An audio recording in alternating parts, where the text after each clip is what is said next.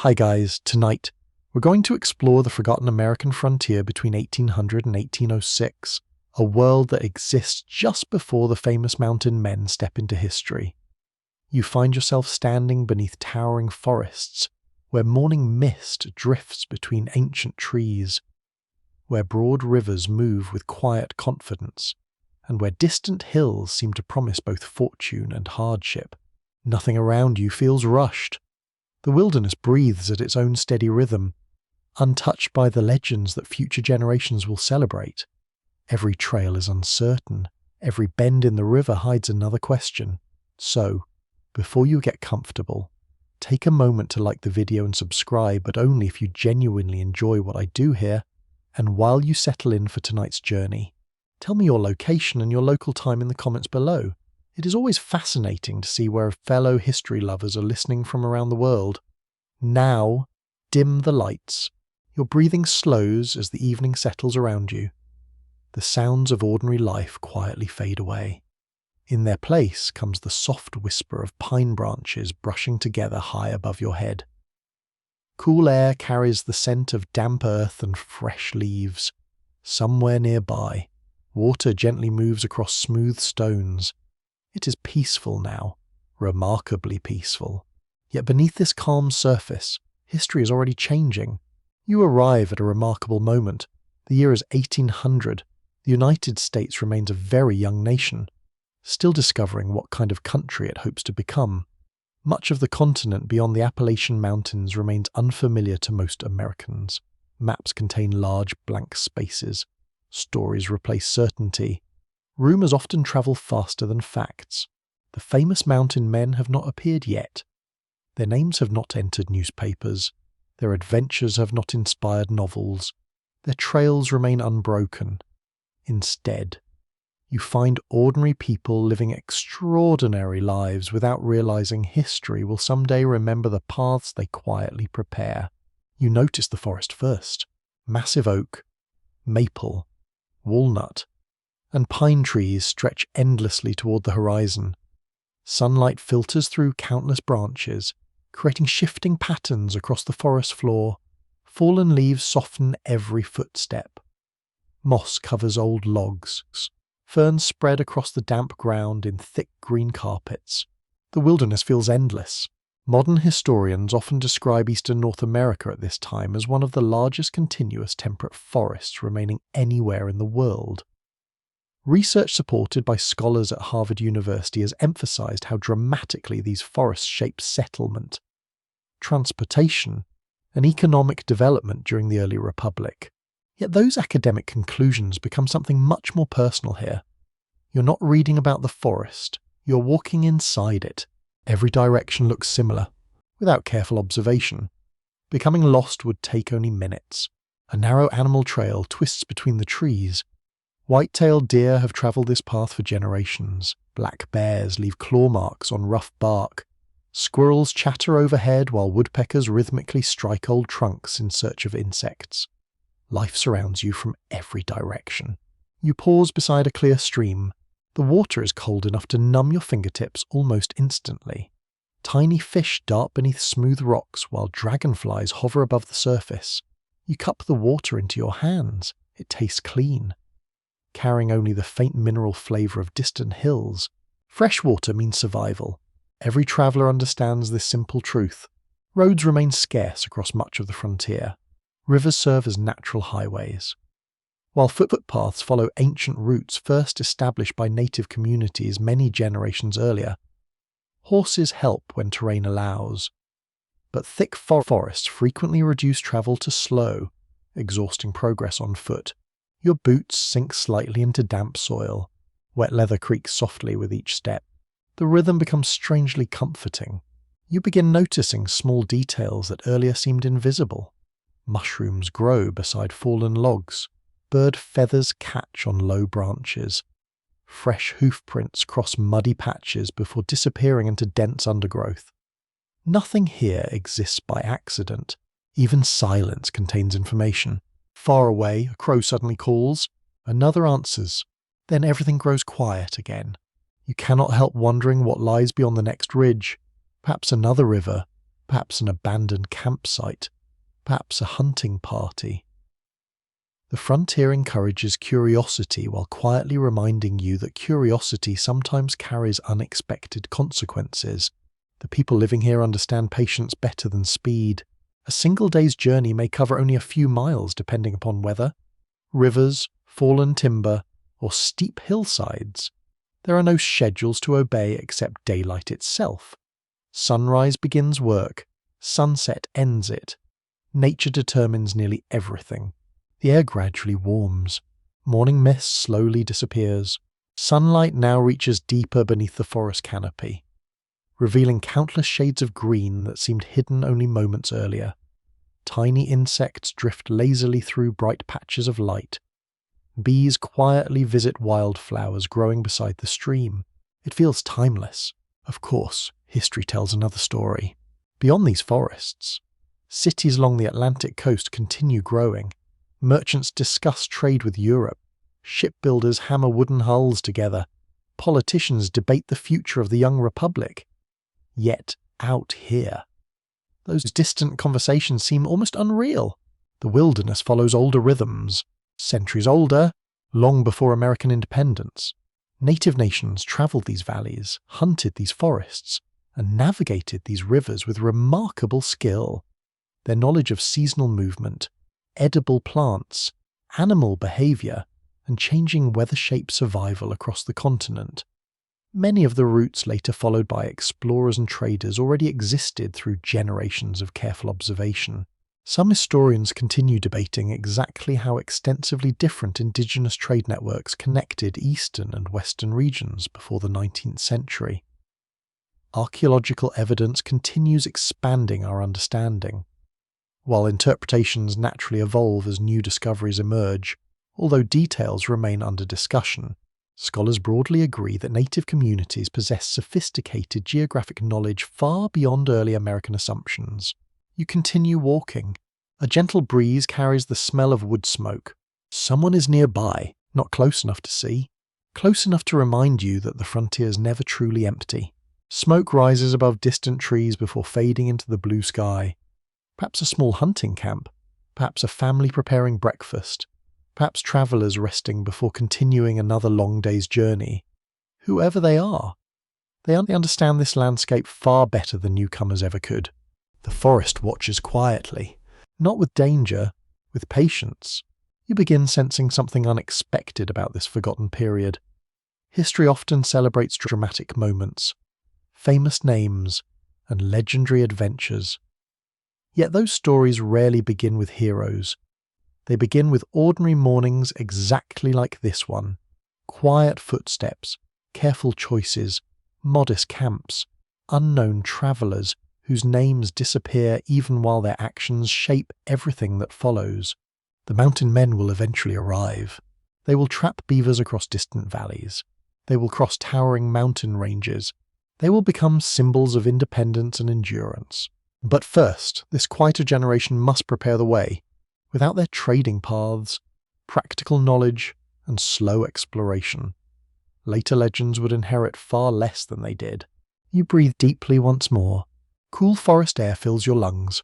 The journey has only begun. Ahead, countless rivers, forests, distant horizons, and remarkable lives quietly wait for your next careful step. The morning forest gradually opens behind you as the trees become thinner, and scattered patches of sunlight warm the ground beneath your feet. Birds continue their steady songs, while somewhere beyond the hills a river quietly guides travelers toward places few Eastern Americans have ever seen. You continue west, not with the confidence of someone carrying a perfect map, but with the quiet curiosity shared by thousands living during these uncertain years. America itself is still learning how to walk. Only a generation has passed since independence. The nation remains remarkably young. Cities such as Philadelphia, New York, and Baltimore continue growing along the Atlantic coast. Yet beyond the settled countryside stretches a continent that seems almost limitless.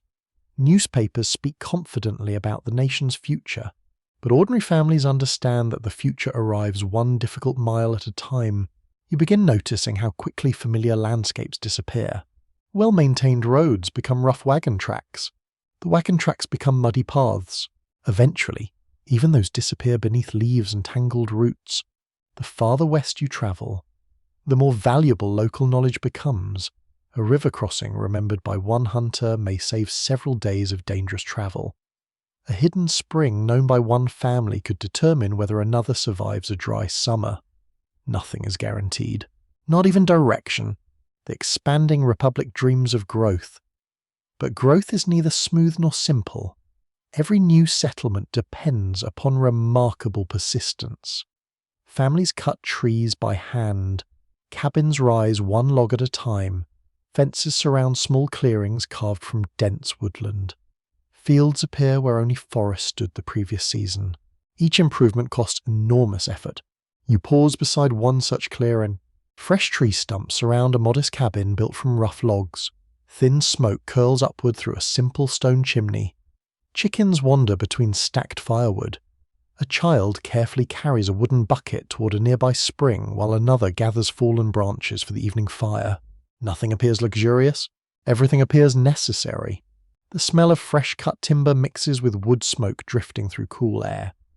Damp earth clings to heavy boots. An axe strikes another tree somewhere beyond the cabin, each measured blow echoing across the valley. Life here rewards consistency rather than speed.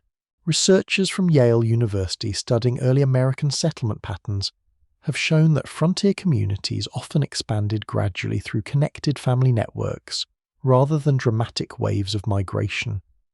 Looking around this small homestead, that conclusion feels entirely believable. No grand conquest unfolds before your eyes. Instead, patient labor slowly transforms wilderness into home. The family notices your presence. A polite nod is enough. There is little time for long conversation. Morning chores cannot wait. Water must be carried. Livestock require attention. Crops demand constant care. Roofs leak. Tools break. Firewood disappears faster than expected. Survival leaves little room for idleness. Even children contribute. Their work begins early. Your thoughts drift toward the eastern cities, where merchants negotiate prices and politicians debate national policy beneath elegant ceilings. Out here, political speeches feel very distant. The greatest concern today may simply be repairing a broken wagon wheel before tomorrow's journey. The frontier measures success differently. Can you grow enough corn? Can your livestock survive winter? Will the nearest mill still operate next season? Can everyone remain healthy until spring? These questions shape daily life more than lofty political ideals. As you continue walking, wagon ruts appear once again beneath your feet. The road remains uneven, scattered with exposed stones and deep puddles from recent rain. Wheels have carved long grooves into the soft ground, making travel slow even during pleasant weather. Imagine attempting this route after several days of heavy rain. Mud reaches your ankles. Wagons sink. Horses struggle. Progress nearly stops. Yet people continue coming. Opportunity possesses extraordinary strength. Some hope for fertile farmland. Others seek profitable trade. A few simply wish to begin again somewhere distant from old hardships. Their reasons differ. Their determination often looks remarkably similar. The road gradually climbs a gentle ridge overlooking rolling forests stretching beyond the horizon. Thin columns of smoke rise from scattered settlements, each representing another family placing faith in uncertain possibilities. The landscape feels immense. Human presence remains surprisingly small. You hear horse hooves before seeing the rider. An older traveller approaches at an unhurried pace. His saddle shows years of careful repair. Leather bags hang from either side of the horse. Dust covers his boots. He offers a respectful greeting before continuing west without unnecessary words. Experienced travellers often conserve conversation. Energy matters. So does daylight. Every hour lost now may require making camp in unfamiliar territory later. The horse's steady breathing fades into the distance. Silence returns. Only insects hum softly among tall grasses moving with the breeze. You begin appreciating how information spreads across the frontier. There are no telegraph wires, no railroads, no instant communication. News travels through letters, travellers, traders, military couriers, riverboats, and conversations beside evening campfires. Sometimes information arrives weeks late, sometimes months. Occasionally it never arrives at all. Rumours often become temporary truth until better evidence appears. Historians still debate how accurately many frontier communities understood national events during these early years because surviving local records vary considerably from region to region. Personal letters sometimes contradict official reports, reminding modern scholars that everyday experience often differed from government expectations. That uncertainty becomes part of daily life. You cannot verify every story. You learn patience. You learn caution. Near midday, you stop beneath a broad oak whose branches provide welcome shade, removing a small bundle from your pack. You eat coarse bread and smoked meat while watching butterflies drift above wildflowers. The meal is simple. It tastes wonderful. Hunger improves nearly everything. Nearby, ants carry tiny fragments of leaves across fallen bark with tireless determination. A squirrel pauses halfway up a tree, watching you carefully before disappearing into dense foliage. Wind rustles fresh leaves overhead with a soft whisper that almost resembles distant waves upon a quiet shore. You linger for several peaceful moments. There is no need to hurry. The frontier has its own clock. Afternoon light slowly changes colour. Becoming warmer as shadows lengthen across the path, you continue westward, noticing small streams feeding larger rivers, each joining another until countless waters eventually flow toward distant valleys unknown to most Americans. Water connects everything. Settlements follow rivers. Trade follows settlements. History quietly follows both. You begin sensing the enormous scale of the continent ahead. Beyond these familiar forests lie vast plains, towering mountains, deserts, and river systems that few citizens of the young republic have ever imagined clearly. Their outlines exist more in hopeful speculation than reliable knowledge. Still, the nation keeps looking west, not because the journey is easy, because possibility always seems to wait just beyond the next horizon. That belief, more than any single expedition or famous individual, quietly shapes the years between 1800 and 1806.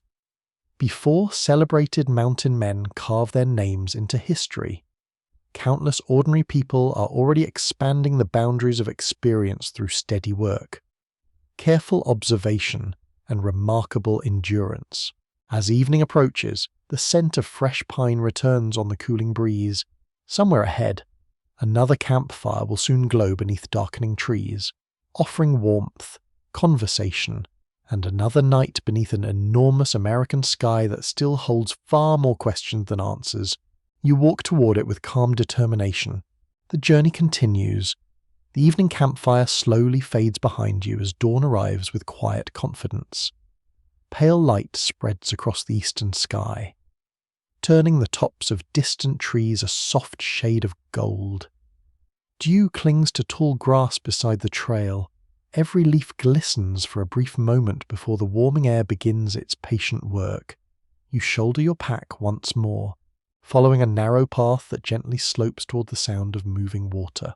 The river announces itself long before it appears. Its steady current creates a deep, soothing murmur that never truly stops, unlike the wind, which comes and goes. The river speaks continuously. It has done so for thousands of years. It will continue long after every traveller you meet has disappeared into history. You finally step through a stand of sycamore trees. There it is, wide, calm, powerful. Morning sunlight dances across the surface while thin ribbons of mist drift above the water. Fallen branches rest along the muddy shoreline. Smooth stones disappear beneath the clear current before emerging again farther downstream. You instinctively understand something important. This river is more than scenery. It is transportation. It is communication. It is survival. Long before reliable roads connected distant settlements, rivers formed the true highways of North America. Flatboats, canoes, keelboats, and simple rafts carried people, food, tools, letters, and dreams across enormous distances. Moving by water often proved faster, safer, and less exhausting than forcing wagons through thick forests. Researchers at the University of Chicago have emphasized how inland waterways shaped early American commerce before the arrival of railroads. Standing beside this broad current, that conclusion feels almost obvious. The river gathers people the way a road gathers wagons today. You notice fresh footprints pressed into the damp mud. Some belong to boots, others belong to moccasins. A few belong to horses. Many travelers have passed here recently. The shoreline itself tells their story. Broken reeds reveal where a canoe landed. Ash from an old campfire lies scattered beneath a cottonwood tree. A carefully carved pole marks a place where boats have been tied before continuing downstream. Nothing remains for long, yet every visitor leaves something behind. You kneel beside the water. The current feels colder than expected. Tiny ripples spread outward from your fingertips before disappearing into the steady flow. The river refuses to pause for anyone. It simply continues its ancient journey toward larger waters. Nearby, 2 men prepare a narrow wooden boat. Their movements are calm and practiced. One checks bundles of supplies wrapped in waxed cloth. The other carefully examines long wooden poles used to guide the vessel through shallow sections of the river. Neither wastes energy. Experience teaches efficiency. One bundle contains iron tools. Another holds coarse flour. Several tightly folded animal hides rest beneath an oiled canvas covering. Trade travels this way. So do rumors. So do opportunities. The men nod politely before pushing their boat into the current. Water gently rocks the vessel as they climb aboard. With slow, deliberate strokes, they guide it towards deeper water before allowing the current to assist their progress. Soon they become smaller. Then they disappear around a distant bend. You continue following the shoreline, where soft mud occasionally gives way to gravel bars warmed by the rising sun. Fresh fish leap briefly above the surface before vanishing beneath the current again. A great blue heron stands perfectly still near the opposite bank. Its patience is extraordinary. Then suddenly it strikes. Breakfast is secured. Nature rarely wastes effort. The rhythm feels calming. Every creature appears to understand its place within this landscape. Humans, despite all their ambitions, remain only another part of that larger pattern. You reach a modest landing where several rough canoes rest upside down upon wooden supports. Their construction appears remarkably elegant despite using simple materials. Carefully shaped wooden frames support tightly stretched bark sealed against water. For generations, indigenous builders perfected designs suited to local rivers and lakes. Early European traders quickly recognized both their practicality and remarkable efficiency. Many frontier travelers survived because they learned from knowledge already deeply rooted in the continent. Modern historians widely agree that native watercraft represented sophisticated engineering adapted to specific environments. Scholars from the University of Oxford have noted how European exploration frequently depended upon indigenous transportation technologies during the 18th and early 19th centuries. The evidence continues reminding us that successful travel often required learning rather than merely leading.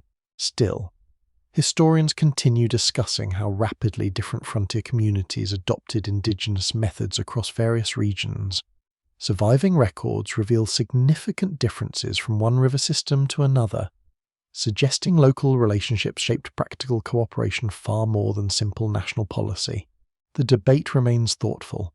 The rivers remain unchanged. As afternoon approaches, clouds drift lazily across the sky, softening the sunlight. A gentle breeze carries the scent of wet earth mixed with fresh willow leaves. Somewhere downstream, an unseen woodpecker taps rhythmically against an old tree trunk. The sound echoes across the water, slowly, evenly, almost like a heartbeat. You notice how every river crossing demands careful judgment. The current may appear gentle while concealing dangerous depth beneath the surface. Floating logs drift silently with surprising speed.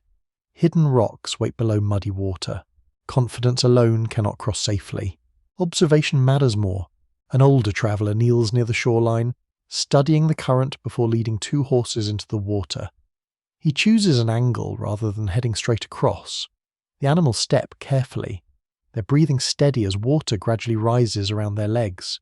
Halfway across, the current strengthens. The horses hesitate. The man speaks softly. No panic, no sudden movement. Only patience. Several quiet minutes later, All three reach the opposite bank safely. The lesson requires no words. Nature rewards respect, not arrogance. You continue walking until the river narrows between steep wooded hills.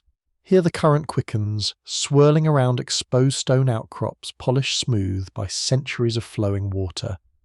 White foam briefly appears before dissolving once again into calm green pools. The landscape changes almost without notice. Wide valleys become narrow passages. Gentle banks become rocky cliffs. Every mile teaches something new. Maps remain unreliable throughout much of the frontier during these years. Rivers often provide the most dependable guide available. Travellers memorize bends, islands, unusual rock formations, and distinctive trees. Landmarks become chapters within an unwritten book carried entirely in memory. Paper maps help. Memory often saves lives. Late in the afternoon, like rain begins falling, not heavily, just enough to darken tree bark and release the rich smell of damp leaves. Tiny circles spread across the river's surface. Birds grow quieter beneath sheltering branches. Your wool clothing gradually absorbs the cool moisture. Wet leather becomes heavier. The air feels wonderfully fresh. You pull your cloak a little tighter while continuing beside the steady current. There is no shelter nearby. But there is no urgency either. Rain belongs here as naturally as sunshine. Within half an hour, the clouds begin drifting east. Sunlight returns. Steam rises gently from warming rocks. The forest seems brighter than before. You pause once more beside the flowing water. Watching small ripples carry fallen leaves downstream toward places neither you nor anyone else along this shore can fully imagine. Perhaps that is the quiet lesson every frontier river offers. No traveller controls the entire journey. Each person simply follows one stretch of the current before passing the story forward. The mountain men who will someday become famous have not yet arrived. But the rivers are already waiting for them, patiently, as they have always done. Morning arrives beneath a pale sky as the river slowly disappears behind you. Its steady voice grows quieter with every step until only birdsong and the gentle rustle of leaves remain. The path ahead narrows once again, winding through broad meadows bordered by towering forests. A cool breeze carries the sweet scent of wildflowers mixed with damp grass that still holds the night's dew. You walk carefully. This land is not empty. It has never been empty. Long before American settlers looked toward the western horizon, countless native nations built lives across these valleys. Forests, rivers, and plains. Every stream possessed a familiar name. Every mountain carried stories passed through generations. Every trail reflected centuries of careful observation rather than accidental discovery. You begin noticing signs that might easily escape unfamiliar eyes. A sapling has been bent in a deliberate direction. Small stones rest in patterns beside the trail. The bark of certain trees bears old marks made with careful hands. These are not random details. They are quiet messages. The landscape itself becomes a living memory. You continue walking until the forest opens into a broad clearing surrounded by ancient oak trees. Tall grasses sway gently beneath the morning sun. A small creek curves through the meadow before disappearing beneath overhanging branches. Nearby, thin columns of smoke rise peacefully into the still air. A village rests beyond the trees. You stop naturally, not from fear, from respect.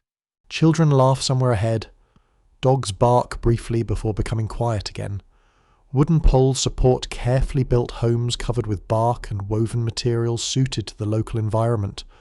Women prepare food beside cooking fires while older men repair tools with calm concentration. Young hunters examine bows, arrows, and traps before leaving for the day's work. Nothing here feels temporary. Everything reflects generations of experience. You quickly understand that survival in this country requires much more than courage. It demands knowledge collected over centuries. Which plants heal wounds? Which roots remain edible through winter? Where fish gather during spring? When rivers become dangerous after heavy rain? Which valleys shelter wildlife during harsh weather? These lessons cannot be learned overnight. They are inherited. Researchers from Princeton University have emphasized that indigenous ecological knowledge represented highly sophisticated systems developed through long observation rather than simple instinct. Modern environmental historians increasingly recognize how deeply native communities understood seasonal cycles, wildlife behavior, controlled burning, and sustainable resource management. Standing quietly near this village, those conclusions become visible in everyday life rather than academic discussion.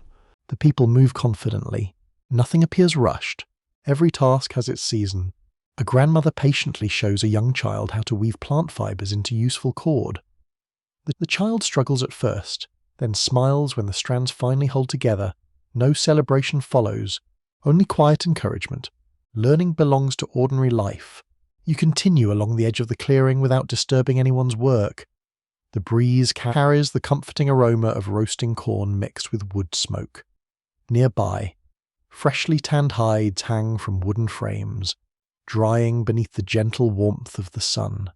Their smooth surfaces catch the light while careful stitching reveals remarkable craftsmanship. You run your fingers across one finished hide after receiving a welcoming gesture from its maker. It feels soft, strong, built to last. Every object serves more than one purpose. Clothing protects against weather. Blankets provide warmth during cold nights. Bags carry food and tools. Nothing is created carelessly because every resource requires effort to gather. Waste is expensive. Efficiency becomes wisdom. As the afternoon grows warmer, several hunters prepare to leave. They carry bows, spears, and carefully crafted knives, moving with quiet confidence through the surrounding woodland. Their footsteps seem almost silent upon the forest floor. You try following. It proves impossible. Dry branches crack beneath your boots. Leaves rustle loudly. Birds scatter ahead. The hunters glance back politely. They have already disappeared among the trees before you regain your balance. Skill often looks effortless, only because years of practice remain invisible. Farther along the trail, you discover carefully tended fields stretching beside the creek. Corn grows alongside beans and squash, each crop supporting the others in ways perfected through generations of farming. The soil appears healthy. Weeds remain surprisingly few. Birds circle overhead but rarely linger because children quietly guard the fields from nearby platforms. Agriculture here is thoughtful, not accidental. Modern archaeological research continues revealing the remarkable productivity achieved by many indigenous farming communities across eastern North America before large-scale American expansion. Scholars from the University of California have shown that these agricultural systems supported substantial populations while maintaining environmental balance over long periods. Yet historians continue discussing exactly how population estimates should be interpreted before the 19th century. Archaeological discoveries regularly provide new evidence, while surviving written accounts often reflect incomplete observation. The broad picture remains clear even as details continue inviting careful debate. The afternoon breeze strengthens slightly. Tall grass bends together like waves. Cloud shadows drift slowly across the fields. For a quiet moment, everything feels perfectly balanced. Then you notice another reminder of the changing world. A trader arrives carrying iron tools, metal cooking pots, woven cloth, and small glass beads. Local families gather calmly rather than excitedly. Trade has become familiar through years of careful relationships. Goods change hands, so do stories. News travels with every visitor. People ask about distant rivers, about unusual weather, about neighboring communities, about unfamiliar faces moving farther west. Information carries value equal to many physical objects. You realize that every conversation quietly reshapes the frontier. Trade does not involve only merchandise. It carries ideas, warnings, opportunities, friendships, occasionally misunderstandings. As the trader prepares to leave, an older village leader walks beside him for several moments before both men exchange respectful farewells. Their conversation remains private, but their body language reveals something important. Trust grows slowly. Like strong trees, years create it. Moments can damage it. You continue your own journey beneath the lengthening afternoon shadows. The forest welcomes you once more with its familiar coolness. Sunlight filters through thick branches, painting shifting patterns across the path. A woodpecker begins tapping nearby. Squirrels chase each other through the canopy. Somewhere deeper in the woods, A deer suddenly bounds away after catching your scent. Life continues without ceremony. The farther you travel, the more clearly you understand that this continent before the mountain men cannot be explained through a single story. Many peoples already call these landscapes home. Many traditions already flourish. Many histories already exist. Future generations will often remember the frontier through the lives of famous trappers and explorers. Yet those stories begin here, among communities that already know every bend of the river, every ridge, every changing season. As evening approaches, the air grows cooler once again. Smoke from distant cooking fires rises gently above the trees, while the first stars quietly appear in the deepening sky. You pause for one final look across the valley. The village settles peacefully into night. Dogs lie beside warm fires. Families gather for evening meals. Children listen to familiar voices. The wilderness does not feel lonely. It feels lived in.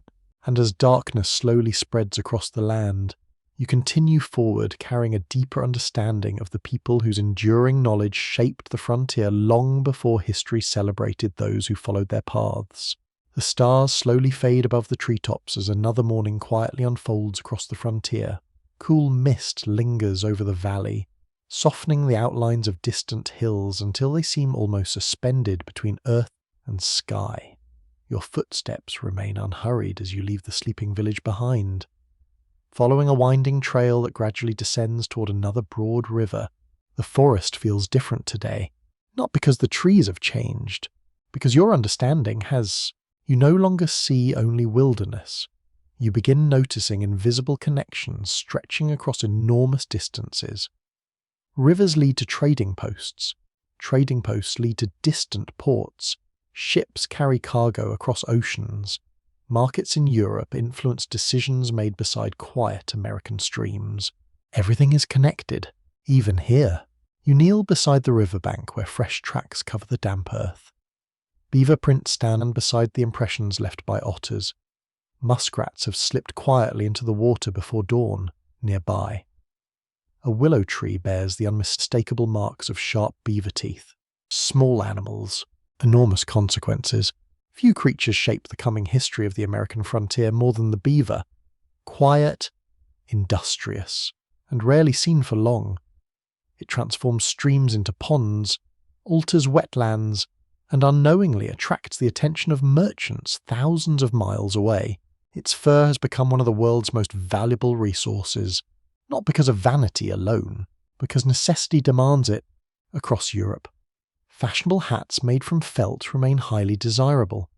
Beaver fur produces exceptionally durable felt that resists rain while keeping its shape. As populations decline across much of Europe, merchants increasingly look toward North America to satisfy growing demand. The animal never knows. The market certainly does. Research from Columbia University has shown how international demand for beaver pelts became one of the strongest economic forces driving early North American exploration and trade. What appears here as one quiet stream eventually influences shipping routes, diplomatic negotiations, and entire commercial networks spanning the Atlantic Ocean. You watch the water carefully. For several quiet minutes, nothing happens. Then a ripple appears. A broad flat tail briefly strikes the surface before disappearing beneath the still water. Silence returns immediately. The beaver has noticed you long before you noticed it. You smile quietly. Some victories belong to the animal. Following the shoreline, you soon encounter two experienced trappers inspecting the edge of a narrow creek. Their clothing appears practical rather than impressive. Wool shirts show signs of repeated repairs. Leather leggings have darkened from years of rain and mud. Wide-brimmed hats provide shade from the growing morning sun. Nothing about them suggests future legend. They simply work. One man kneels beside freshly cut branches while studying the direction of tiny tracks pressed into soft mud. His companion examines a simple steel trap with careful attention. Making certain every moving part functions properly. Neither speaks much. Words consume little energy. Listening accomplishes more. You remain a respectful distance away, observing their quiet routine. They know the habits of animals through patience rather than luck. They study water depth, feeding sites, seasonal movement, and changing weather. Success depends upon observation. Failure often follows haste. Nearby, the smell of wet willow bark mixes with cool river air. A kingfisher suddenly dives into the water before rising again with a silver fish held tightly in its beak. Dragonflies drift above lily pads, while frogs call from hidden reeds. The creek feels wonderfully alive. Every creature follows familiar rhythms. The trappers understand that rhythm. They do not attempt to control nature. They learn from it. As the morning continues, you follow one of the men deeper into the marshland where narrow channels weave between thick stands of reeds. The ground grows softer beneath your boots. Water quietly fills shallow depressions left by recent rain. Each careful step matters. One careless movement could soak your clothing. Cold feet often become sore feet. Sore feet slow every journey. The trapper pauses beside a freshly built beaver lodge rising above the still water like a small island of branches and mud. He studies it for several moments without touching anything. He is reading the landscape. Fresh mud indicates recent repairs. Green branches reveal active feeding. The water level suggests healthy access beneath the surface. The lodge tells its own story. Only trained eyes understand every chapter. Modern wildlife biologists continue expressing admiration for beaver engineering because their dams naturally create wetlands supporting remarkable biodiversity. Long before environmental science described these ecological relationships, frontier hunters already recognized that healthy beaver habitat often attracted countless other animals. Knowledge grows through experience. Sometimes science later explains what observation already discovered. Historians still debate precisely how rapidly commercial trapping intensified in different frontier regions during the opening years of the 19th century. Surviving company records remain incomplete in many areas. While local accounts occasionally disagree about the pace of expansion, most scholars agree, however, that growing demand steadily encouraged more organized hunting across western waterways. The debate reflects numbers. The wilderness reflects change. By midday, sunlight sparkles across countless pools scattered through the marsh. Insects hum steadily above flowering plants. Warm air carries the earthy smell of wet soil mixed with decaying leaves that quietly nourish another season of growth. You stop beneath a large cottonwood tree. Its shade feels wonderfully cool. From your pack, you remove coarse bread, dried apples, and a small piece of smoked venison. The simple meal satisfies more than expected after hours of walking through marshy ground. Nearby, a turtle slowly climbs onto a fallen log. It stretches toward the sun, completely unconcerned by history. You almost envy its simplicity. Far away, merchants calculate prices. Governments negotiate territory. Investors imagine future fortunes. Here, life remains wonderfully direct. Find food, repair tools, read the weather, respect the river. The afternoon brings stronger winds sweeping gently across the wetlands. Tall reeds sway together while dark clouds briefly gather above distant hills. A few raindrops fall before the breeze quietly pushes the weather elsewhere. The changing sky reminds everyone of another frontier lesson. Plans remain flexible. Nature always receives the final vote. You continue walking until the marsh gradually gives way to higher ground covered with young maple trees. Looking back across the shining wetlands, you realize how many unseen connections begin here. A single beaver lodge influences one trapper supplies one trader. The trader loads a riverboat. The riverboat reaches a distant city. A ship crosses the Atlantic. A craftsman shapes a fashionable hat. Someone in London or Paris never imagines the quiet American creek where the journey truly began. History often works this way. Small beginnings, extraordinary consequences. As evening approaches, golden light settles across the river, reflecting from calm water like polished glass. Somewhere in the distance, another beaver strikes its tail against the surface before vanishing beneath the gathering twilight. The sound echoes softly, briefly. Then the wilderness grows quiet once again. You shoulder your pack and continue west, following the invisible thread that beaver fur has begun weaving across an entire continent. The mountain men have not yet arrived, but the reason they soon will has become impossible to miss. The fading light leaves the wetlands behind as another quiet night settles over the frontier. Your campfire burns with a steady orange glow beneath a canopy of towering trees. Sparks drift upward into the dark sky before disappearing among countless stars. Somewhere beyond the edge of the clearing, an owl calls into the stillness. The sound lingers for several moments before the forest returns to silence. You rest. Tomorrow will require strength. The fire slowly collapses into glowing embers, while the scent of wood smoke settles gently into your clothing. Damp wool dries beside the flames. Your boots, still carrying traces of marsh mud, rest near a fallen log. You listen to the comforting crackle of burning oak while the cool night air brushes softly across your face. Morning arrives quietly. A thin layer of fog hangs low over the forest floor. Every spiderweb catches tiny droplets of moisture, sparkling briefly as sunlight reaches between the trees. The world feels fresh again. You continue west. The path becomes more difficult.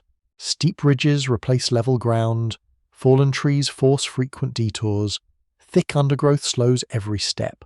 Unlike the settlers building cabins behind you or the merchants waiting in eastern cities, the people you seek spend nearly every day moving through country that resists easy travel.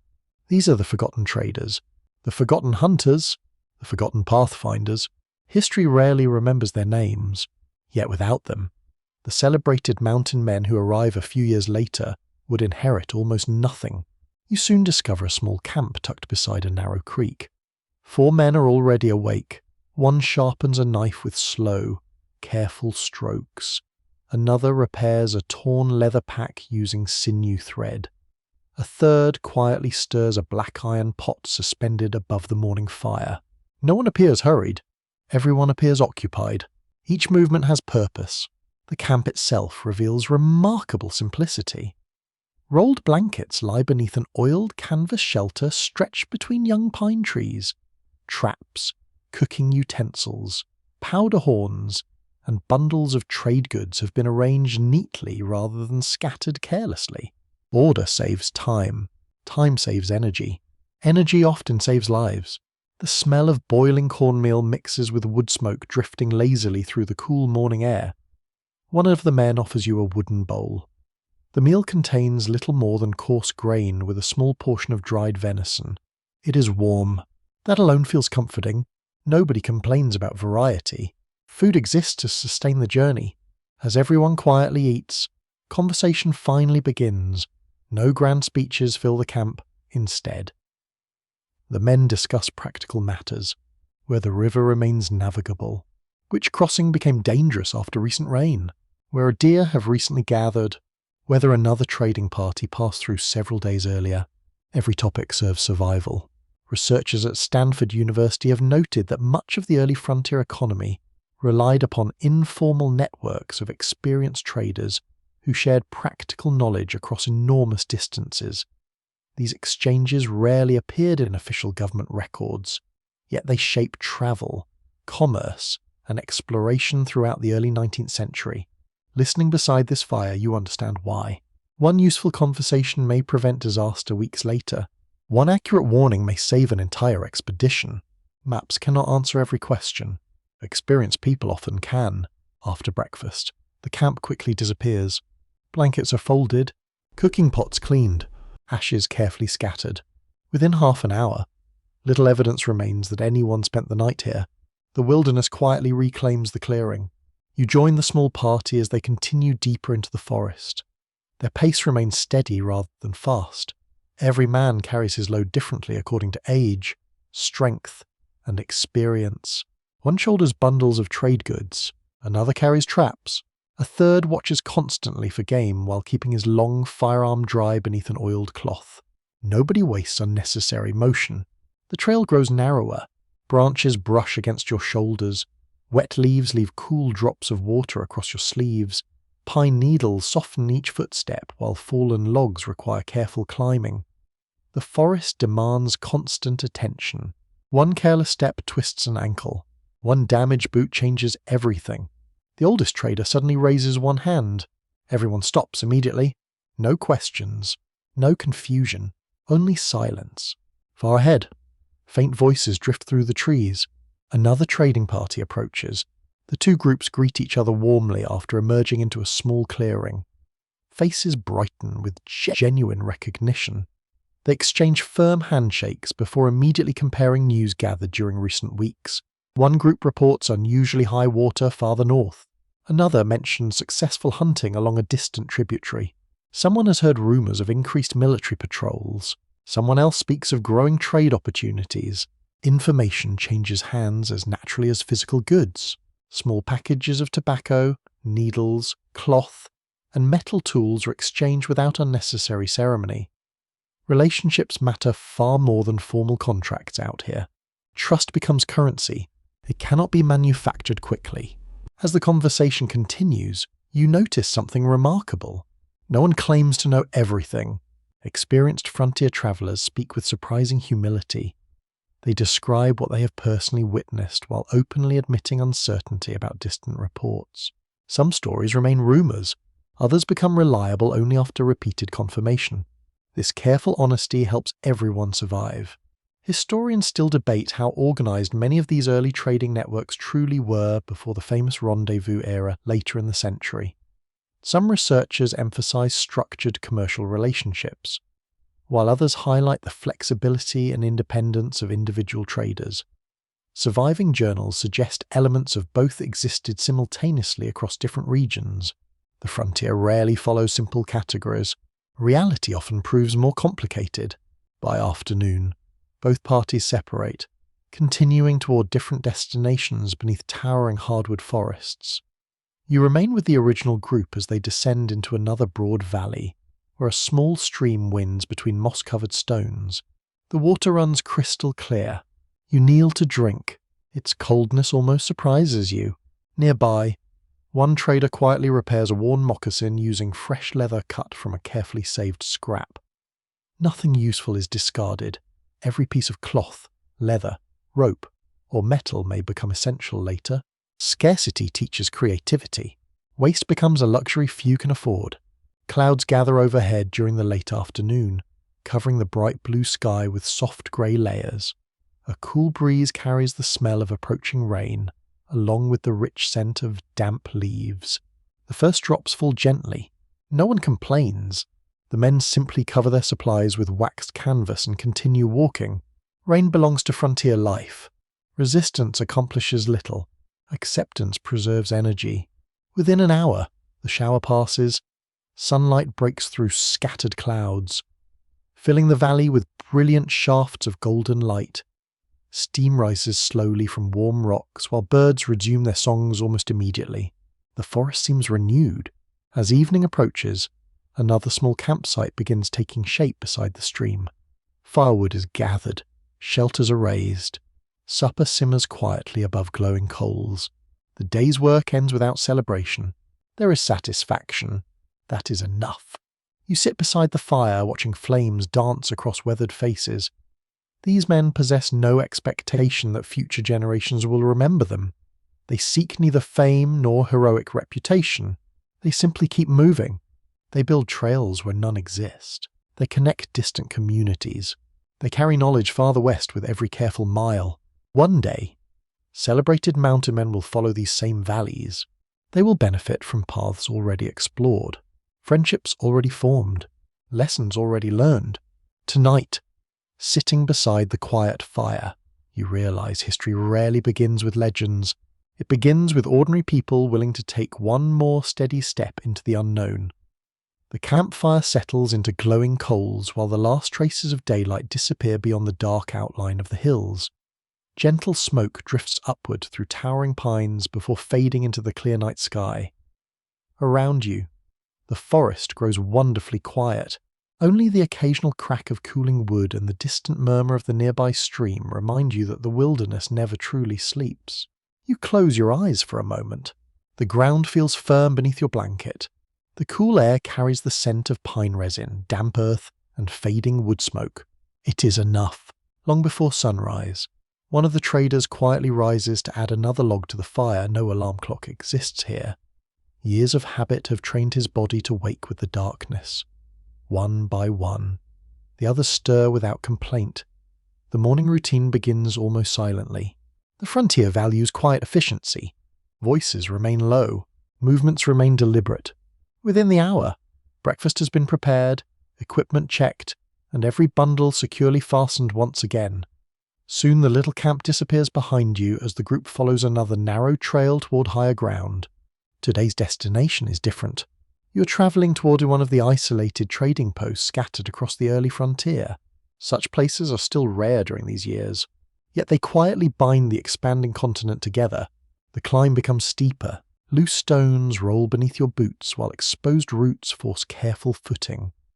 Thin clouds drift across the pale morning sky, allowing cool sunlight to filter gently through the trees. Somewhere ahead, the sharp rhythm of an axe echoes faintly across the valley. You listen carefully. Another strike. Then another. Someone is working.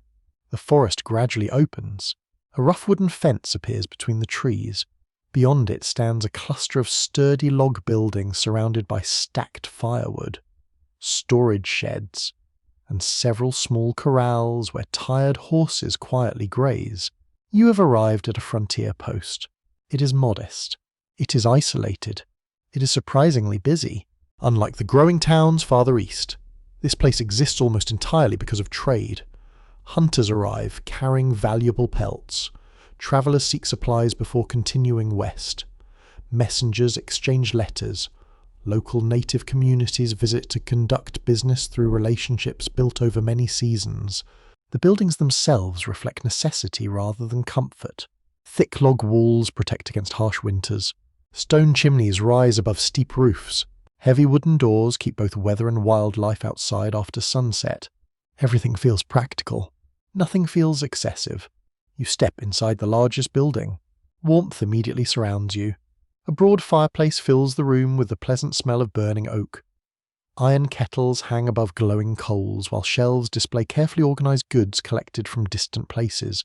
Metal knives, iron axes, wool blankets, cooking pots, needles, glass beads, powder, lead shot, coarse cloth. Each object has travelled an extraordinary journey before reaching this remote outpost. The trader behind the heavy wooden counter greets familiar visitors with calm friendliness. He knows nearly everyone who enters his post. Trust has been earned over many difficult years. Business here depends upon reputation. A dishonest trader may survive one season. An honest one may remain for decades. Research from the University of Cambridge has highlighted how frontier trading posts became essential centres of communication as much as commerce. They connected distant regions through regular exchanges of information, supplies, and personal relationships long before reliable transportation networks existed. Standing inside this busy room, that conclusion feels entirely natural. People come seeking more than merchandise. They seek news. You notice several men gathered around a rough wooden table studying a hand-drawn map. Rivers, mountain ranges, and trading routes have been carefully sketched using charcoal and ink. The map contains empty spaces. Many empty spaces. No one pretends otherwise. One traveller quietly explains that a particular river becomes nearly impossible to navigate after spring flooding. Another describes a recently discovered shortcut through a heavily wooded valley. The map slowly improves, one conversation at a time. Historians continue debating exactly how accurate many early frontier maps truly were before large government surveys began later in the century. Surviving copies often differ significantly from one another, reflecting both incomplete knowledge and the rapidly changing understanding of Western geography. You realize something fascinating. Maps are living documents. Every journey revises them. Outside, the post remains active throughout the afternoon. Blacksmiths repair broken horseshoes while sparks fly brightly from glowing iron. The sharp ringing of hammer against anvil echoes across the yard with comforting regularity. Nearby, a cooper carefully repairs wooden barrels destined for another river expedition. Every measured strike of his wooden mallet reflects years of practiced skill. The smell changes constantly. Fresh cut timber, horse sweat, wood smoke, hot iron, tanned leather, boiling stew drifting from the cookhouse. Each scent reminds you that this isolated place survives through constant work.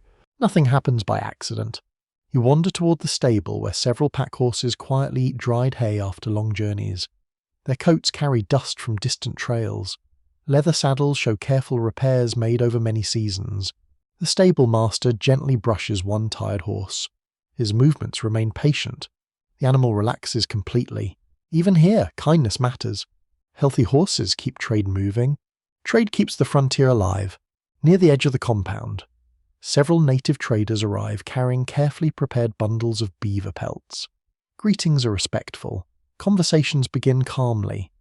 Experienced partners know one another well enough to avoid unnecessary formality. Bundles are opened, pelts examined, weights compared, values discussed. Negotiations proceed without raised voices. Relationships built across many years shape every exchange. You observe quietly, realizing that cooperation often proves far more common than dramatic conflict during ordinary frontier life. Mutual benefit encourages patience, even when cultural differences remain significant. Of course, not every encounter ends smoothly. Misunderstandings occur, promises are sometimes broken, expectations differ. Yet daily commerce frequently requires practical solutions rather than lasting hostility. Late in the afternoon, you climb a gentle hill overlooking the trading post. From this higher ground, its importance becomes strikingly clear. Tiny though it appears against the vast surrounding wilderness, it functions like a heartbeat within an enormous body. Supplies flow inward, knowledge flows outward. Travelers arrive weary, they depart prepared. The frontier quietly depends upon places exactly like this. As evening approaches, lanterns begin glowing inside the log buildings. Warm yellow light spills through small windows while cooking fires fill the cooling air with the comforting aroma of thick stew, fresh bread, and roasted meat. You accept a simple wooden bowl before sitting beside several traders sharing supper after another demanding day. Conversation remains gentle. Someone recalls an unusually harsh winter several years earlier. Another laughs softly while remembering a mule stubborn enough to refuse crossing a shallow creek for nearly an entire afternoon. Small stories, ordinary moments, yet these memories weave friendships stronger than written contracts. Outside, darkness gradually settles across the surrounding forest. Wolves howl somewhere far beyond the hills.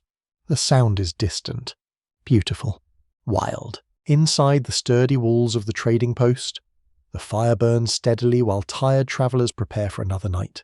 Tomorrow, many will leave once more, some heading east, others west, each carrying supplies, each carrying news, each carrying another small piece of the growing frontier. Years from now, famous mountain men will pause at posts like this before venturing deeper into the wilderness. But tonight, you understand that these humble forts and trading stations are already doing something extraordinary. They are quietly stitching together a continent that still believes most of its greatest stories lie just beyond the next horizon. The lanterns inside the trading post slowly grow dim as the last conversations fade into comfortable silence. Outside, moonlight settles gently across the wooden palisade, turning every log silver beneath the clear night sky. The fire in the courtyard has burned down to glowing coals, casting a warm circle of light against the cool darkness beyond. You pull your blanket a little closer. The air has changed. Winter is approaching. Even before the first snowfall, everyone along the frontier recognizes the subtle warnings. The mornings become sharper. Leaves lose their rich green color. Migrating birds pass overhead in long formations. The wind carries a dry edge that slips through clothing more easily with every passing week. No calendar is necessary. Nature keeps perfect time. You wake before dawn to the sound of frost crackling beneath someone's boots. The ground, soft only yesterday, now feels hard beneath your feet. Thin sheets of ice cling to puddles beside the trail, breaking with delicate sounds as horses step carefully across them. Your breath hangs in the air. Small white clouds drift away before disappearing. The forest feels quieter. Even the birds seem slower to greet the morning. The traders waste no time preparing for departure. Winter changes every calculation. A journey that feels manageable during autumn may become dangerous only a few weeks later. Rivers freeze. Mountain passes disappear beneath deep snow. Game grows more difficult to find. Every delay carries consequences. You leave the post with a small party heading north through increasingly rugged country.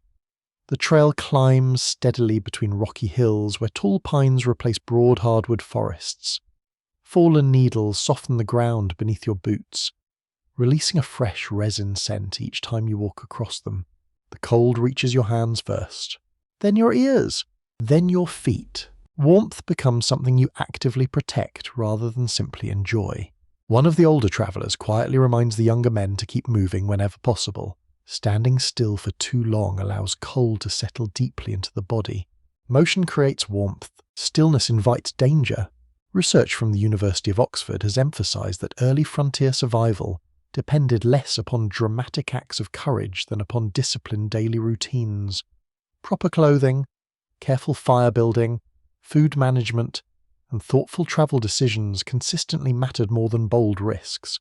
Watching these experienced travelers, you see exactly what that means. No one behaves recklessly.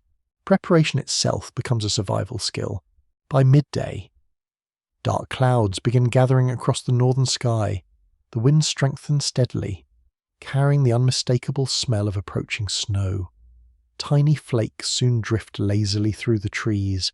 At first they seem harmless, beautiful even. Each flake settles softly upon your sleeve before melting almost immediately. The forest grows wonderfully quiet. Snow absorbs sound. The world seems to whisper. Within an hour, the snowfall becomes heavier. Visibility shortens as white flakes fill the air. Familiar landmarks disappear behind shifting curtains of snow. The trail grows difficult to follow. Branches bend beneath fresh weight. Footprints vanish quickly. The group naturally closes together. Nobody wanders ahead alone. The lead traveller studies every bend in the landscape with careful attention. He occasionally stops to examine the shape of the hills or the direction of a stream before quietly adjusting the route. Memory guides him now. The path itself has disappeared. Historians still debate exactly how severe winters varied across different frontier regions during the early 19th century because surviving weather records remain incomplete outside settled communities.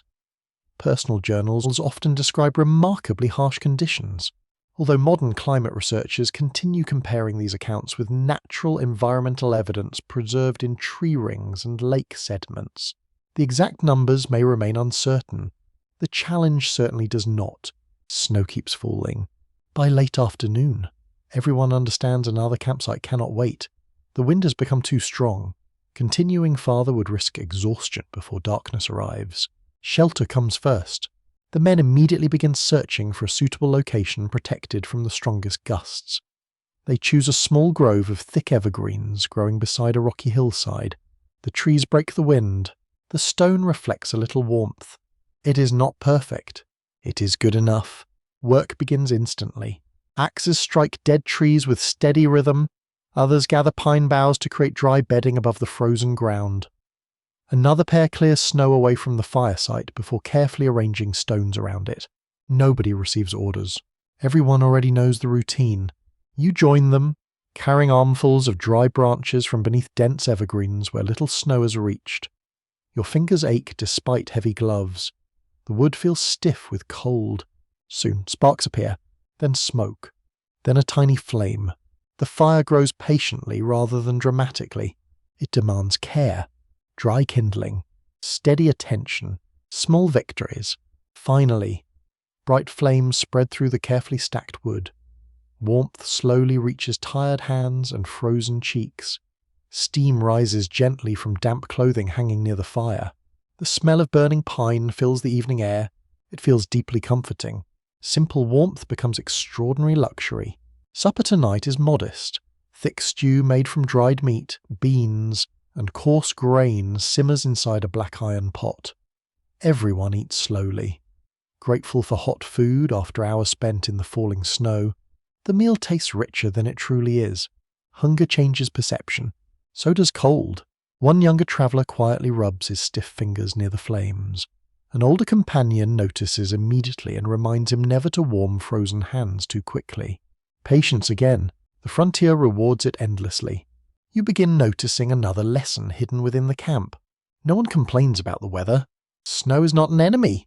It is simply another condition requiring thoughtful response. Acceptance conserves strength. Frustration wastes it. Outside the sheltering trees, Wind continues sweeping snow across the dark forest. Branches sway gently overhead, while occasional clumps of fresh snow tumble softly to the ground.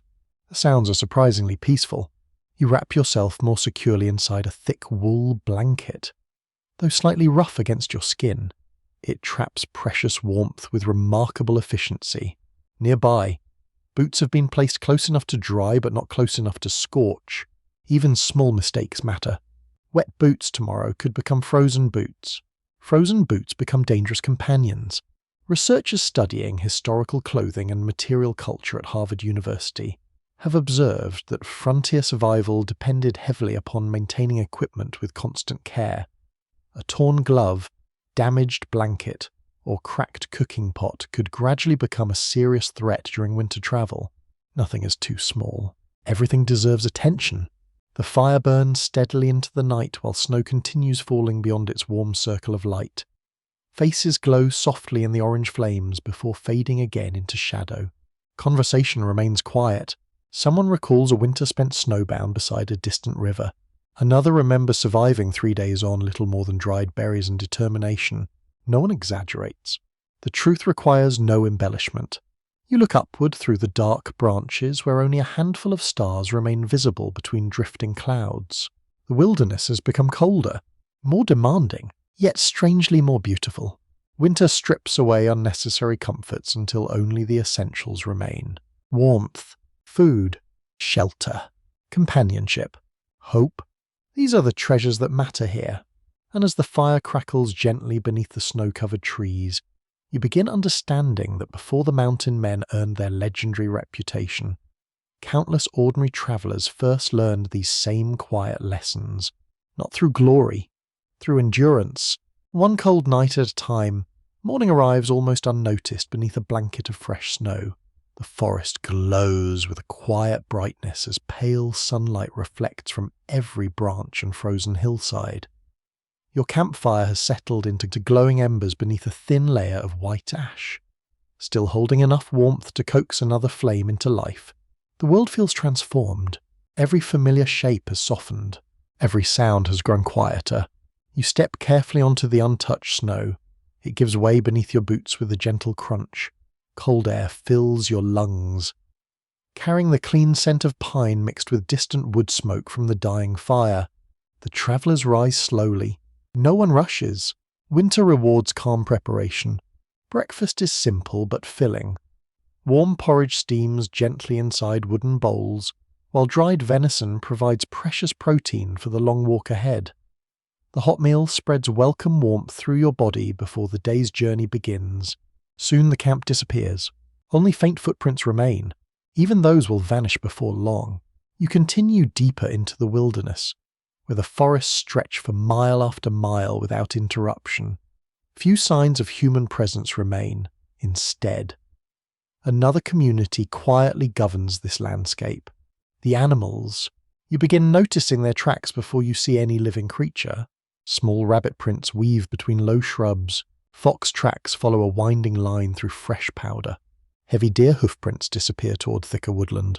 Every mark tells a story. Someone passed here recently. Someone searched for food. Someone escaped becoming food. The snow has become a great storyteller. It records every journey. A large set of prints suddenly catches everyone's attention. Broad, round, deeply pressed into the snow. The oldest traveller kneels quietly. He studies them without speaking. Finally he smiles. Black bear. Not today. Several days ago. The animal has already moved into its winter shelter. Everyone relaxes. Knowledge replaces unnecessary fear. Researchers from the University of California have emphasized that experienced frontier travelers learn to read animal tracks almost as fluently as written language. Survival often depended upon recognizing species, estimating age, and understanding behavior through signs left upon the ground. Watching these men, that observation becomes wonderfully clear. Nothing escapes their attention. Broken twigs, fresh bark stripped from young trees, feathers caught beneath frozen branches. Every detail contributes another sentence to the wilderness. You continue walking until the forest gradually opens into a broad meadow, where tall grasses now sleep beneath the snow.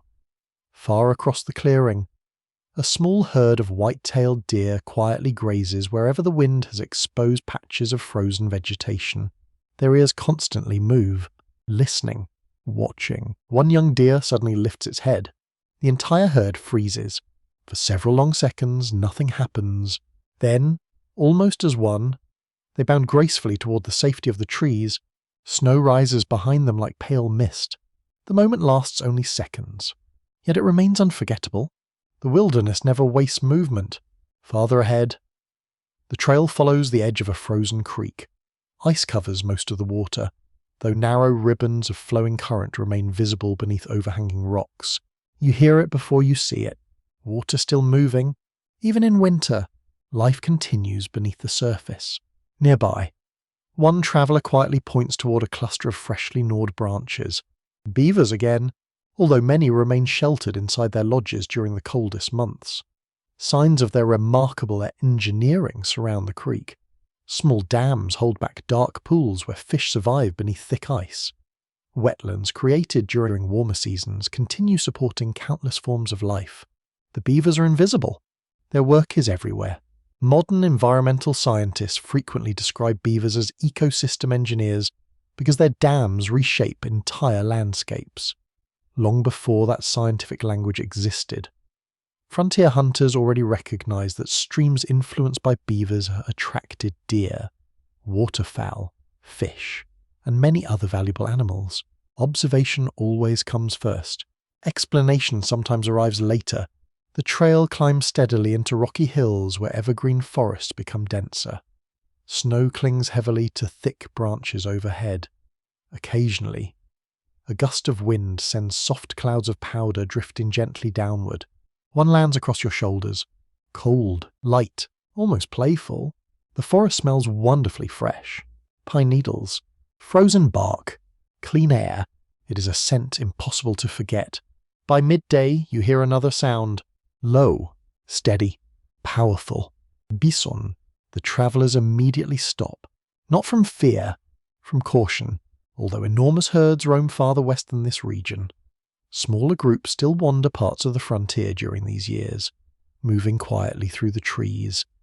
You finally glimpse several massive animals feeding across a distant valley where the snow has been blown thin by constant wind.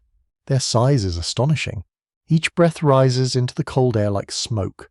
They move slowly, confidently. Nothing around them appears hurried. Research supported by scholars at the University of Chicago has shown that American bison once influenced enormous ecological systems across much of North America. Even where numbers varied by region, these animals shaped grasslands, supported indigenous economies, and later became deeply connected with westward expansion.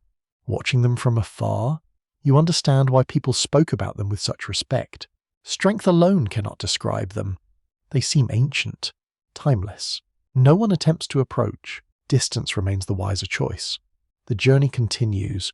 Later in the afternoon, fresh wolf tracks cross the trail. Several sets, travelling together. The men examine them carefully before continuing. No panic follows, only awareness. Historians continue discussing how dangerous wolves truly were to frontier travellers, because surviving accounts vary considerably. Some journals describe frequent sightings with little direct conflict, while others recount livestock losses or occasional frightening encounters.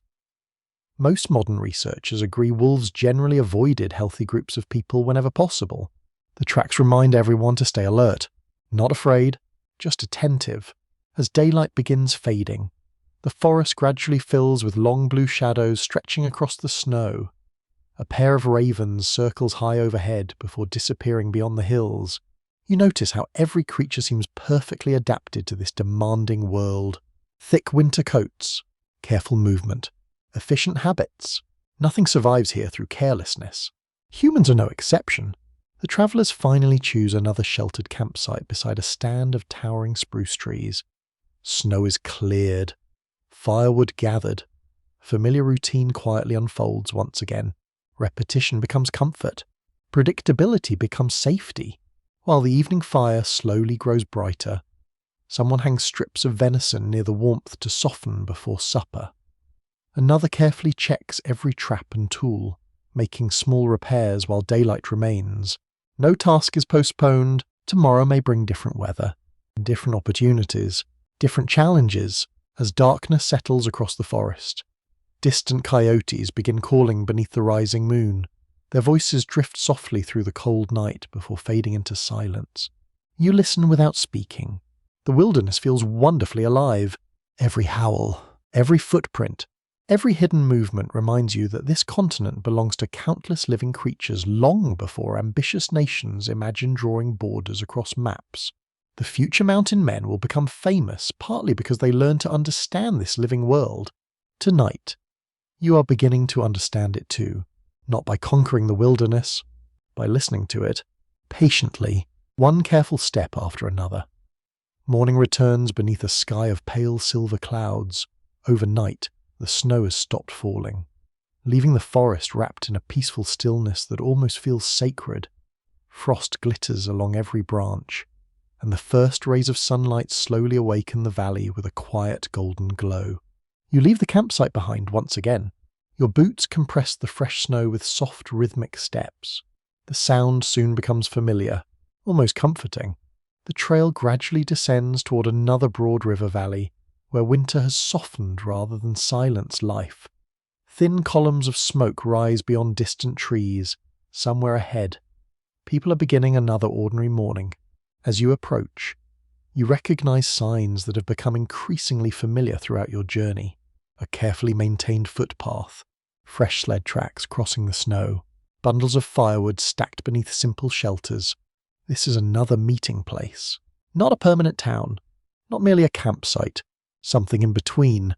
The frontier creates places where different worlds naturally cross paths. Native hunters arrive carrying carefully prepared furs. American traders unload iron tools, cloth, and cooking supplies. French-speaking voyageurs exchange stories gathered along distant rivers. Families traveling west pause to rest before continuing. No single group controls the morning. Everyone contributes to it. You step quietly into the settlement. Wood smoke hangs pleasantly in the cold air. A large cooking fire fills the center of the clearing with welcome warmth. Several kettles gently simmer while children laugh nearby, chasing one another through the snow before returning to the fire with rosy cheeks. Life continues despite winter. Perhaps because of winter, cold weather encourages cooperation. You notice an elderly native craftsman carefully shaping a new snowshoe frame from flexible wood. Beside him sits a young trader watching every movement with genuine concentration.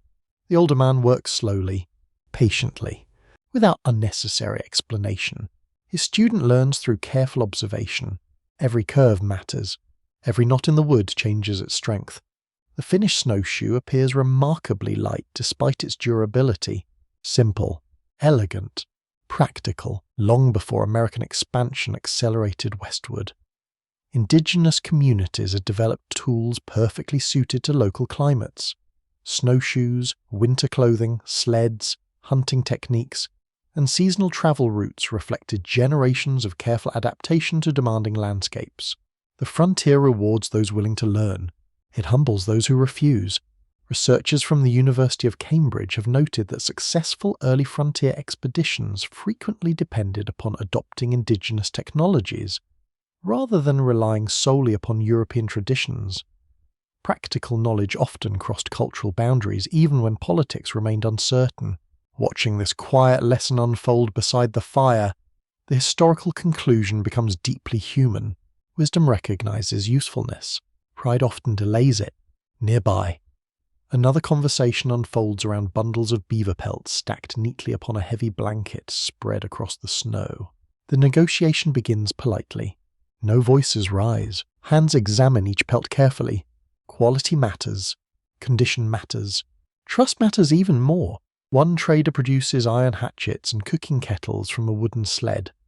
Another offers bright wool blankets and sturdy needles forged in distant workshops.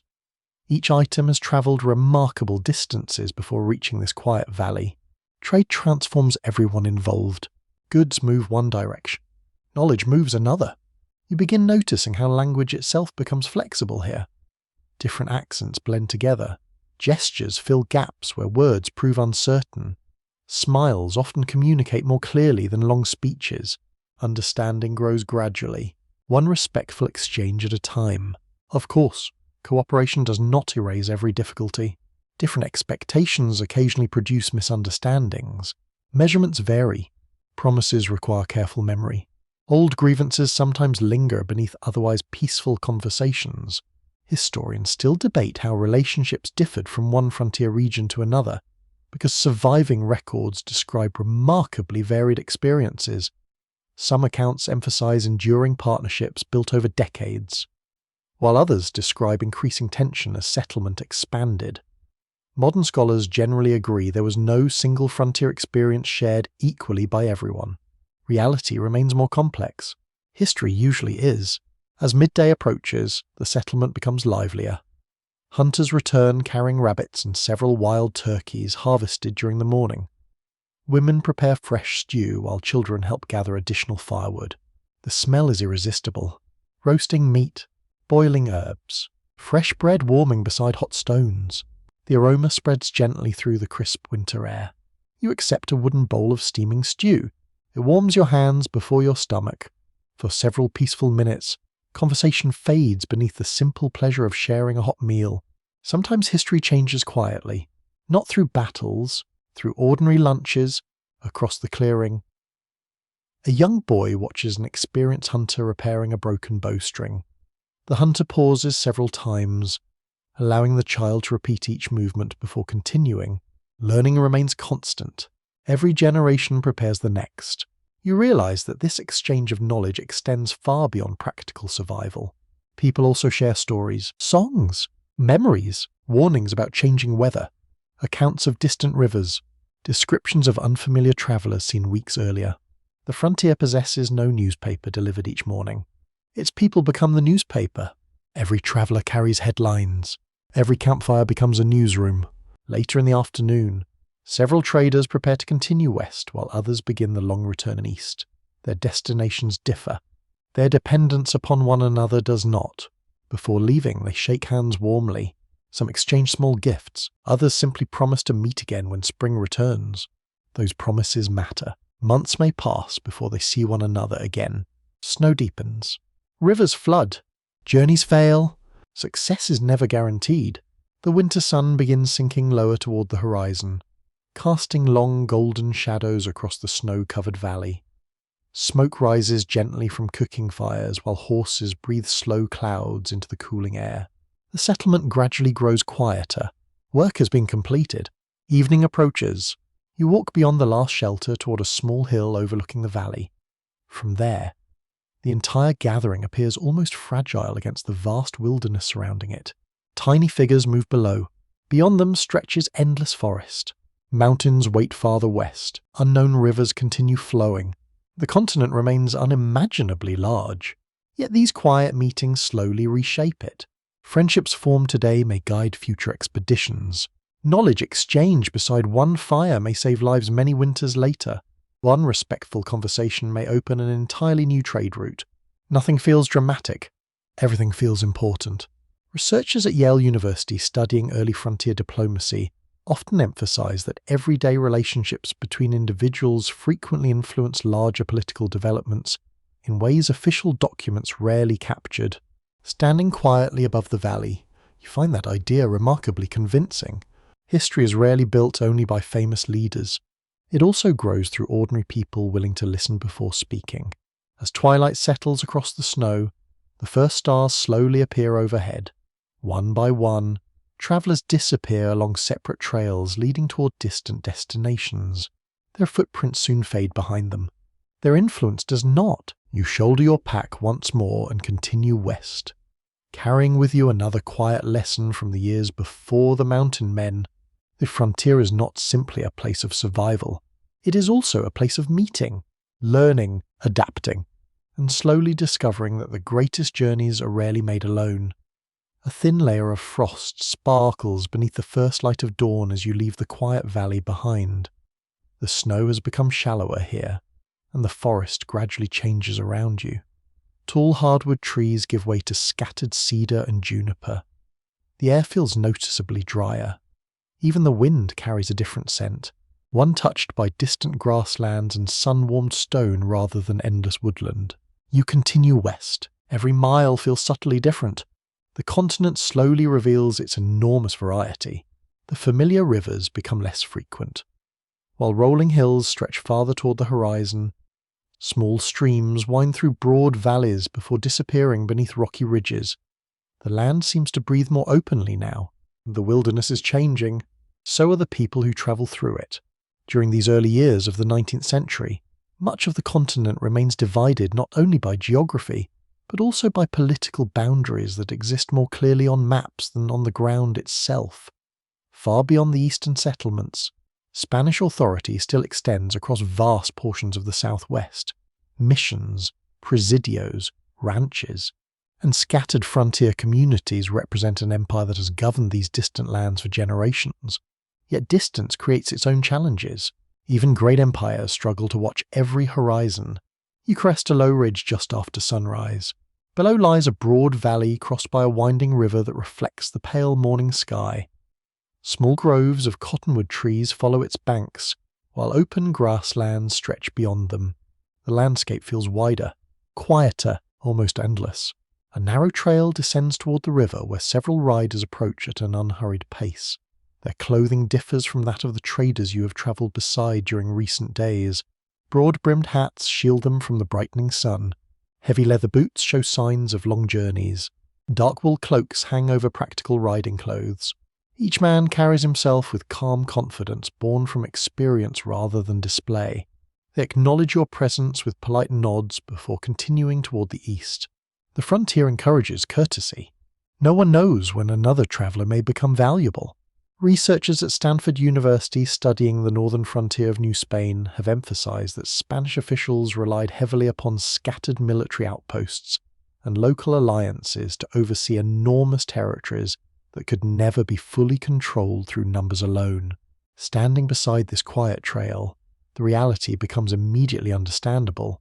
The land is simply too vast. No government can watch every valley. You follow the river southward until the remains of a small frontier outpost appear upon a gentle rise overlooking the water. Thick adobe walls surround several modest buildings built from sun-dried earth rather than timber. The architecture surprises you. It belongs naturally to this climate. Cool during hot days, warm during cold nights. Practical again. The frontier always rewards practical solutions. A handful of soldiers quietly repair part of the outer wall while another tends several horses inside the enclosure. Nearby, a small chapel stands beneath a simple wooden cross, its weathered bell waiting silently above the entrance. Nothing feels grand. Everything feels purposeful. The smell here differs from the eastern forests. Dry grass, dust, leather, smoke drifting from mesquite wood burning inside outdoor cooking fires. The air itself seems lighter. You pause beside a shallow well where fresh water has become one of the settlement's greatest treasures. Every bucket drawn from below represents another day of life in a region where rivers may lie many difficult miles apart. Water changes everything. Its absence changes even more. Inside the small compound, several traders unload bundles carried by sturdy pack mules rather than riverboats. Thick rolls of cloth, metal tools, cooking vessels, and carefully wrapped goods have crossed remarkable distances to reach this isolated post. Trade never truly stops. It simply adapts. The routes differ. The purpose remains. A young officer studies a worn map spread across a heavy wooden table. Unlike the forest maps farther east, this one shows long stretches of open country interrupted by mountain ranges, dry riverbeds, and scattered settlements. Large empty spaces remain. Not because no one has travelled there, because reliable information arrives slowly. Historians continue debating how accurately Spanish frontier officials understood distant northern territories during these years. Surviving reports often reflect incomplete knowledge gathered from travellers whose experiences naturally varied according to season, route, and circumstance. Maps improve gradually. Reality always moves faster. The officer folds the map carefully before joining several local residents sharing a simple midday meal beneath the shade of a broad cottonwood tree. You are invited to sit. The meal consists of beans, coarse bread, dried meat, and fresh water drawn from the nearby well. Simple food. Honest food. The conversation flows quietly. Weather, road conditions, horse health, river levels, news of distant travellers. Every frontier shares certain concerns regardless of language or flag. You begin realising that ordinary life often looks remarkably similar across political boundaries. Families still prepare meals, children still learn useful skills, travellers still worry about weather and supplies. Governments may differ, human needs rarely do. A blacksmith works steadily nearby, shaping horseshoes above glowing coals. Each strike of his hammer echoes softly through the warm afternoon air. Sparks leap briefly before disappearing against the dusty ground. The smell of hot iron fills the courtyard. You find it strangely comforting. Strong tools matter here. Broken equipment may leave someone stranded many miles from help. Nothing is taken for granted. Researchers from the University of Chicago have noted that frontier communities across different colonial and national systems frequently developed similar practical responses to isolation.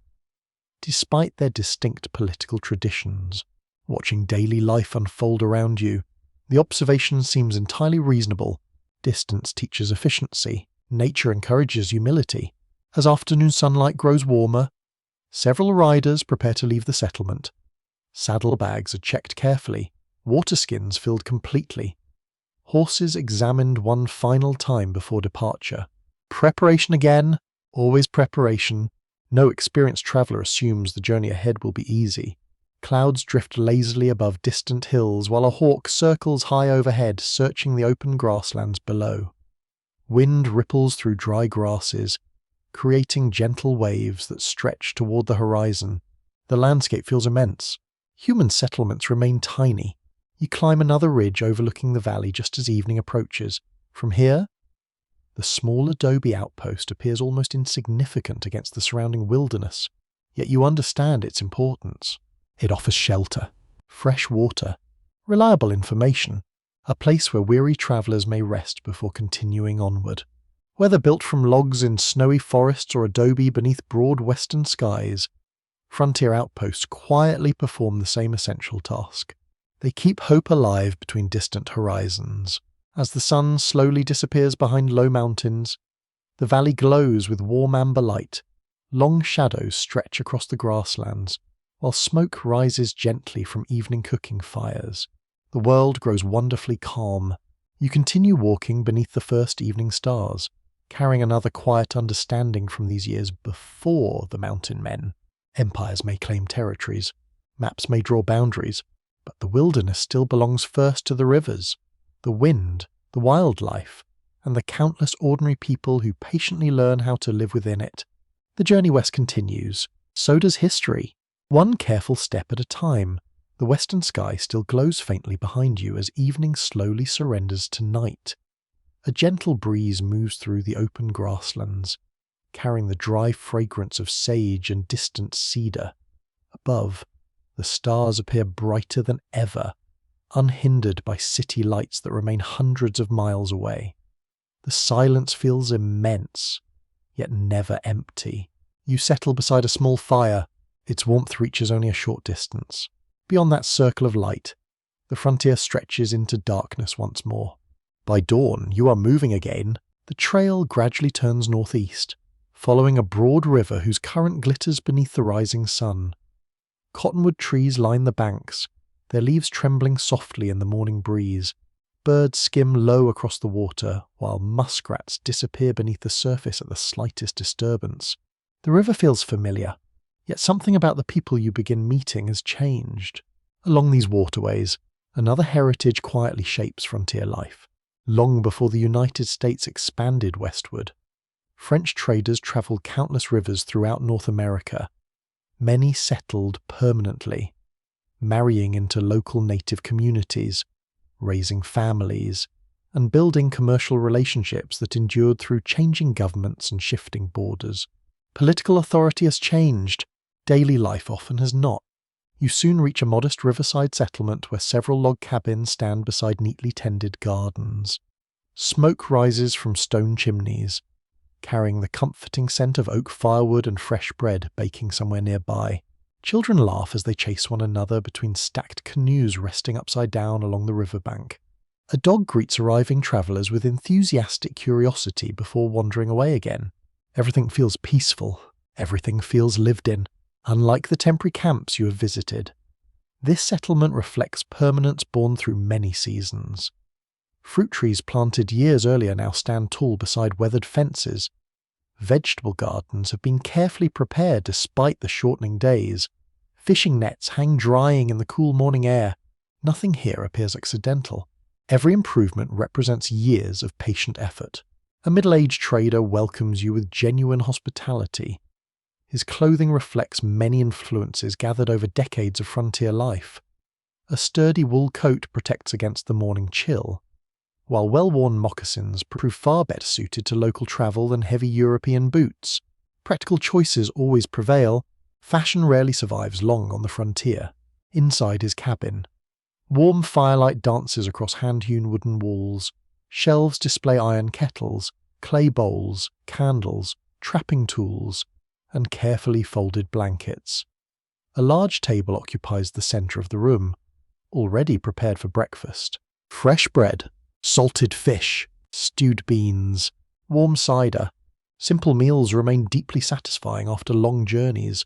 Researchers at the University of Cambridge have observed that French trading communities played a vital role in maintaining commercial and cultural connections across the interior of North America well into the early 19th century, rather than existing as isolated outposts.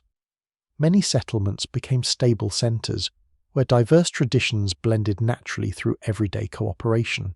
Looking around this quiet cabin, those historical conclusions feel wonderfully tangible. The frontier is not always about beginning again. Sometimes it is about continuing wisely. After breakfast, you accompany several residents toward the river where narrow canoes wait beside the gently flowing current. Their graceful shapes immediately capture your attention. Long, light, perfectly balanced. Years of refinement have produced remarkable efficiency. Two experienced voyageurs begin loading trade goods with practiced precision. Every bundle occupies a carefully chosen place. Heavy cargo remains low to preserve stability. Frequently needed supplies stay within easy reach. Nothing shifts. Nothing rattles. Preparation prevents trouble later. Soon the canoes slip quietly into the current. Paddles enter the water almost without sound. The river accepts them gracefully. You walk along the shoreline while watching their steady progress. Every stroke appears effortless, though you know countless hours of practice hide beneath such smooth movement. The current carries more than boats. It carries history, trade, families, ideas, entire ways of life along the riverbank. Several women clean freshly caught fish while exchanging stories about recent visitors.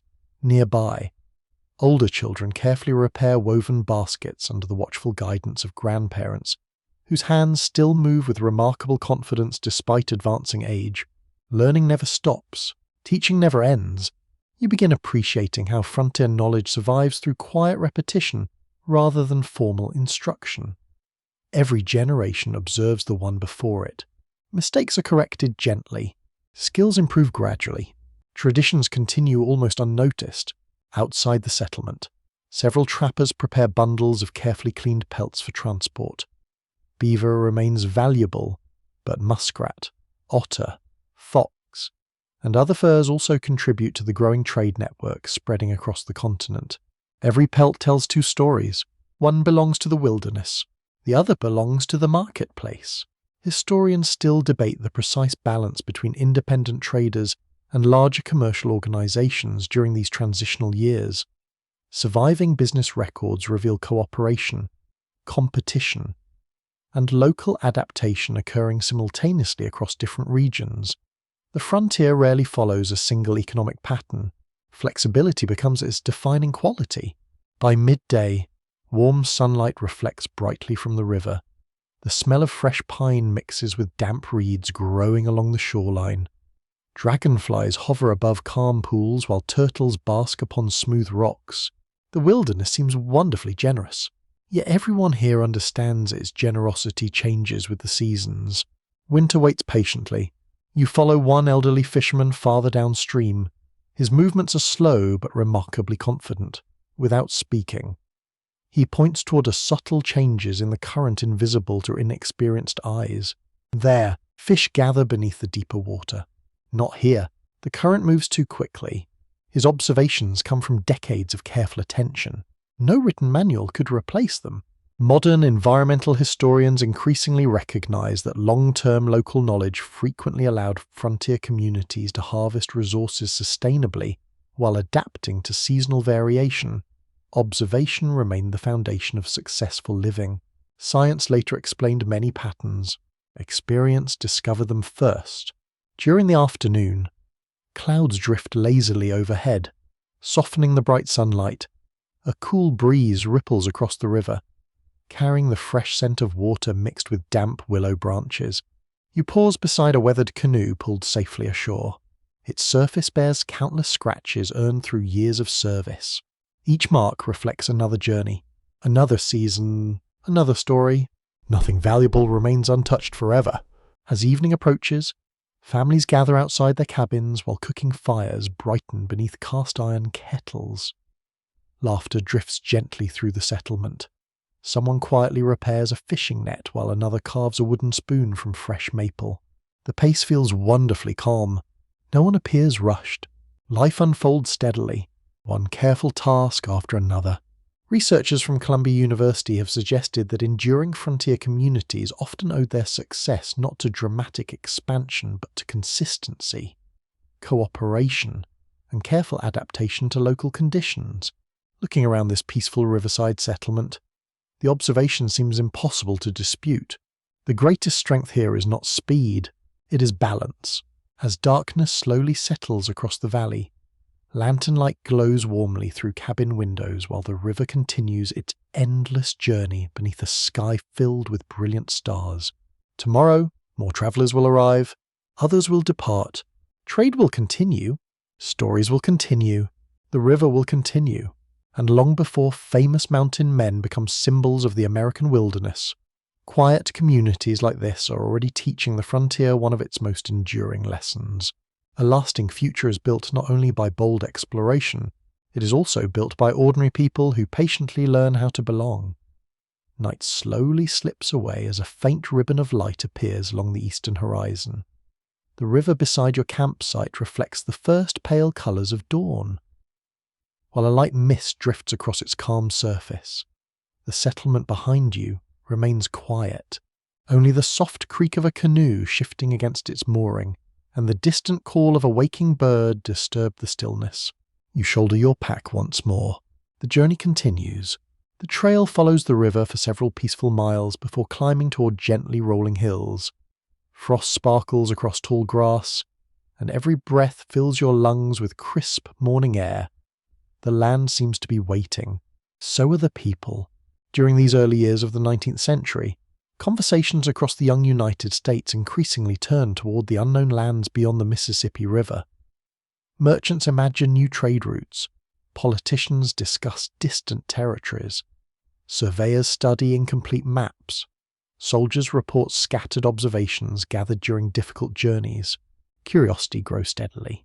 So does ambition. Yet much of the continent remains unfamiliar to those living along the Atlantic coast. Vast river systems, towering mountain ranges, endless plains, and distant forests exist more clearly in imagination than in first-hand experience. The unknown still dominates the map. You pause beside a weathered oak where several travellers have stopped to rest before continuing west.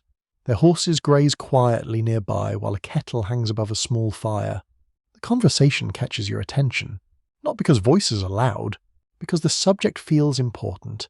One man speaks about recent government plans to explore newly acquired lands farther west. Another wonders whether rivers might provide an uninterrupted passage across the continent. A third quietly questions how difficult such a journey could truly become.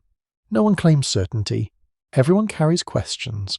History often begins this way. Researchers at Yale University have noted that before major government expeditions set out, much of the information available about Western North America consisted of scattered reports gathered from traders, native communities, military officers, and earlier explorers. These fragments created broad outlines but left enormous gaps awaiting careful investigation. The map remains incomplete. The imagination fills the rest. You continue walking through broad valleys where autumn grasses sway gently beneath a cool breeze. Small creeks weave between clusters of cottonwood trees before disappearing toward larger rivers. The landscape feels increasingly open. The horizon stretches farther each hour. You begin sensing why people dream about these western lands. Not because they appear easy, because they appear limitless. By midday, you reach another modest trading post where several travellers have gathered beneath the shade of tall trees. Their wagons form a loose circle while horses drink from a nearby stream. The smell of fresh bread drifts through the air. Someone has been baking inside the largest cabin. A rough wooden table supports several carefully drawn maps held flat beneath smooth stones. Men lean over them in thoughtful silence. Rivers, mountain ranges, empty spaces, notes written beside uncertain landmarks. Nothing here appears finished. One older surveyor gently traces a finger along the course of a great river. He pauses frequently. Sometimes the line grows uncertain. Sometimes it simply ends. Beyond that point lies guesswork, not knowledge. Historians continue debating exactly how much practical geographic understanding government officials possessed before the Great Western expeditions began. Surviving correspondence reveals optimism mixed with remarkable uncertainty. Some expectations prove surprisingly accurate. Others would soon be completely overturned by direct observation. The frontier still guards many secrets. You study one unfinished map yourself. Large blank regions occupy the western half. Those empty spaces seem strangely inviting. Rather than discouraging exploration, they encourage it. The unknown possesses extraordinary power. Outside, several experienced traders quietly compare recent journeys. One describes difficult river currents encountered farther north. Another recalls broad grasslands extending beyond sight. A third mentions rumours of immense mountain ranges spoken of by travellers who had ventured deeper into the continent. Every account adds another small piece. The picture slowly grows clearer, still incomplete, still compelling. Research supported by scholars at Princeton University has emphasized that frontier exploration often advanced through accumulated practical knowledge rather than sudden discoveries. Each expedition relied heavily upon information gathered by countless ordinary travelers who rarely appeared in history books. Listening to these conversations, you begin appreciating their importance. No single journey explains everything. Every traveler contributes something, as afternoon sunlight warms the valley. You leave the trading post and follow a ridge overlooking broad forests stretching toward the distant horizon. The air smells of dry leaves, pinot ricin, sun-warmed earth. A hawk circles silently overhead before gliding beyond sight. The wilderness appears calm, yet beneath that calm, change quietly gathers momentum. Far away in the nation's capital, preparations slowly continue for an ambitious expedition that will soon reshape American understanding of the continent. Supplies must be gathered, equipment inspected, scientific instruments selected, letters exchanged, volunteers chosen carefully. Nothing happens overnight. Great expeditions begin with careful planning. Modern historians widely recognize that the preparation for what would become the Lewis and Clark expedition reflected remarkable attention to practical detail. Researchers from Harvard University have emphasized that success depended not only upon courageous exploration, but also upon meticulous organization before departure. Preparation deserves its own place in history. Without it, courage often fails. You stop beside a shallow stream where cool water flows gently over smooth stones, kneeling to drink. You notice tiny fish darting between patches of sunlight dancing beneath the surface. The water tastes wonderfully fresh. You linger for several peaceful moments. The quiet encourages reflection. Soon, people will travel farther west than ever before under official authority. They will rely upon rivers already known to native communities. They will seek guidance from experienced traders. They will learn from countless observations gathered long before they arrive. History sometimes celebrates the expedition. It forgets the foundation. As evening approaches, long golden shadows stretch across the valley. The western sky glows softly while cool air begins settling over the land once more. A small campsite soon takes shape beside a stand of young maples. Firewood is gathered, water collected, supper prepared. The familiar routine returns. Comfort often hides within repetition. While the stew gently simmers above the evening fire, conversation quietly returns to tomorrow's possibilities. Will another river appear beyond the next ridge? Will new trading routes open?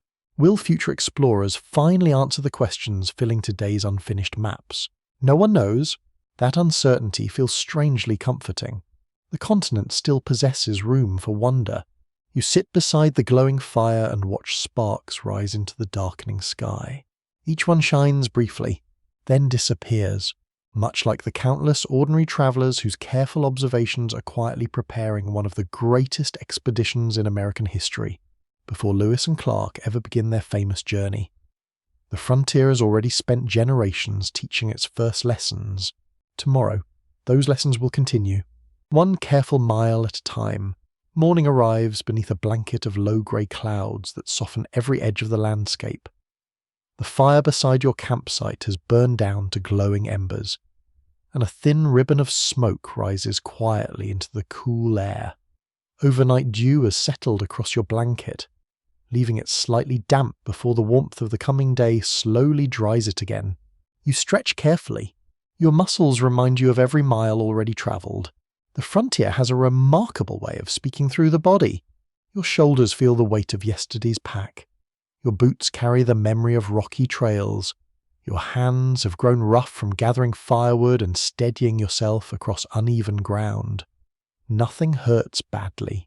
Everything feels earned. The travellers around you begin another familiar routine without unnecessary conversation. Blankets are folded, cooking pots cleaned, the last pieces of bread divided fairly. Every movement reflects habits practiced so often they no longer require thought. Routine protects people, especially here.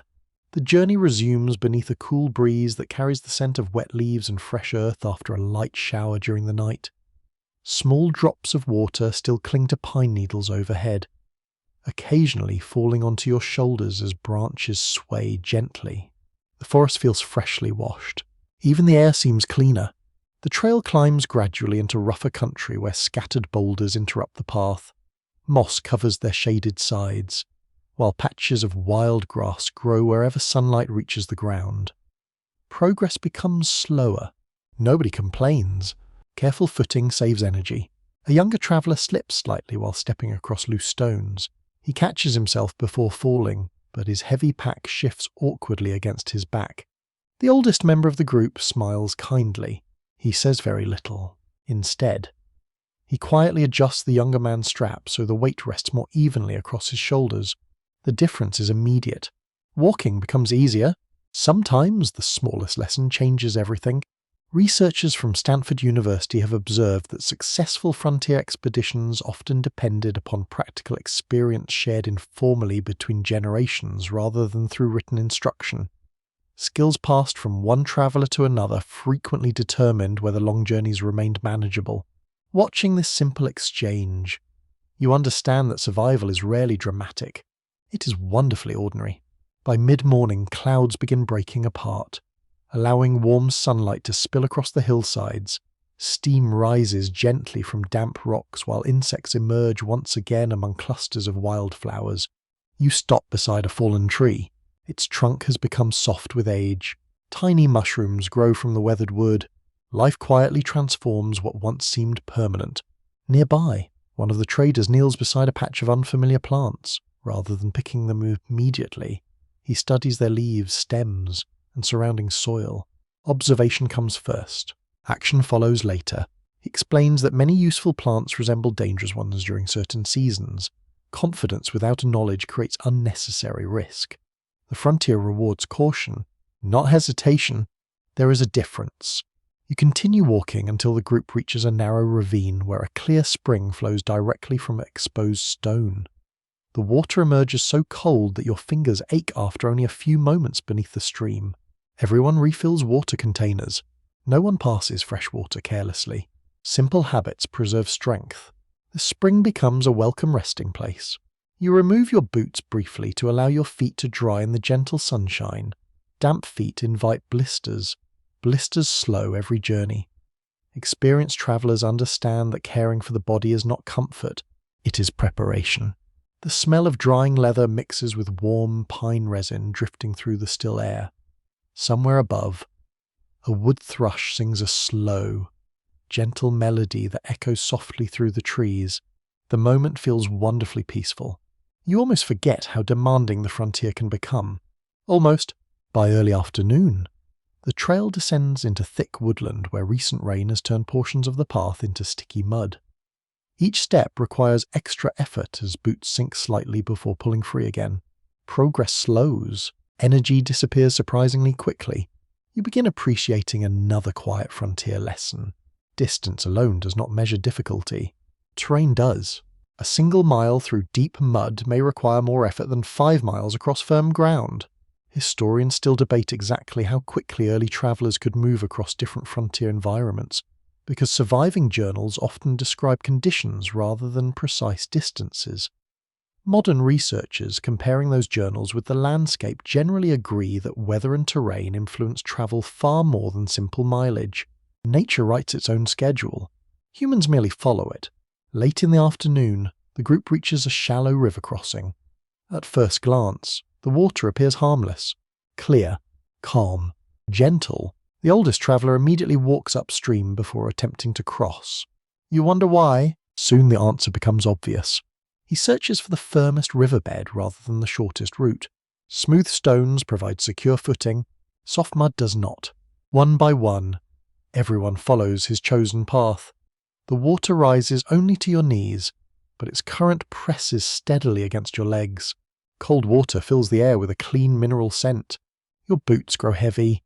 Still, everyone reaches the opposite bank safely. Experience has quietly defeated uncertainty once again. Researchers at Harvard University have emphasized that practical judgment often separated experienced frontier travelers from inexperienced adventurers. Success rarely depended upon extraordinary strength alone. Instead, it grew from hundreds of careful decisions repeated day after day. That pattern becomes impossible to ignore. No single choice seems heroic. Together, they keep people alive. As evening approaches, the travelers discover a sheltered clearing surrounded by tall evergreens. The location offers protection from wind while remaining close to fresh water and ample firewood. Another campsite begins taking shape. The familiar rhythm returns. Axes split fallen branches. Cooking pots are filled. Blankets unrolled. The smell of wood smoke soon spreads gently through the cooling air. You sit beside the growing fire while one of the older men carefully repairs a small tear in his wool coat using coarse thread and a simple needle. Nothing is discarded too quickly. Everything deserves another season of use. Nearby, another traveller patiently sharpens an axe whose blade has gradually dulled during recent days. Maintenance never ends. Tomorrow depends upon today's care. Darkness settles slowly across the forest. Crickets begin their evening chorus while the first stars quietly appear between the branches overhead. The fire crackles softly. Warm stew fills simple wooden bowls. Conversation remains calm. Someone recalls getting lost years earlier after ignoring an experienced guide. Another remembers learning to judge approaching weather by watching clouds gather around distant hills. Each memory contains a lesson. None are delivered like speeches. Wisdom arrives naturally, shared beside warm fires after long days on the trail. You look into the glowing coals and realize something quietly profound. The future mountain men will one day become famous for surviving immense wilderness. But survival itself is not born from extraordinary moments. It grows through ordinary discipline. Dry boots, sharp tools, balanced packs, fresh water, patient observation, one thoughtful decision after another. The frontier is shaping every traveller long before history ever learns their names. And tonight, as warm firelight dances across the surrounding trees, it is shaping you as well. The fire burns low beneath a sky crowded with brilliant stars. The forest has settled into its familiar nighttime rhythm. Crickets sing from hidden patches of grass. A distant stream continues its quiet journey through smooth stones. Every now and then, a gentle breeze carries the comforting scent of wood smoke through the camp before disappearing into the darkness.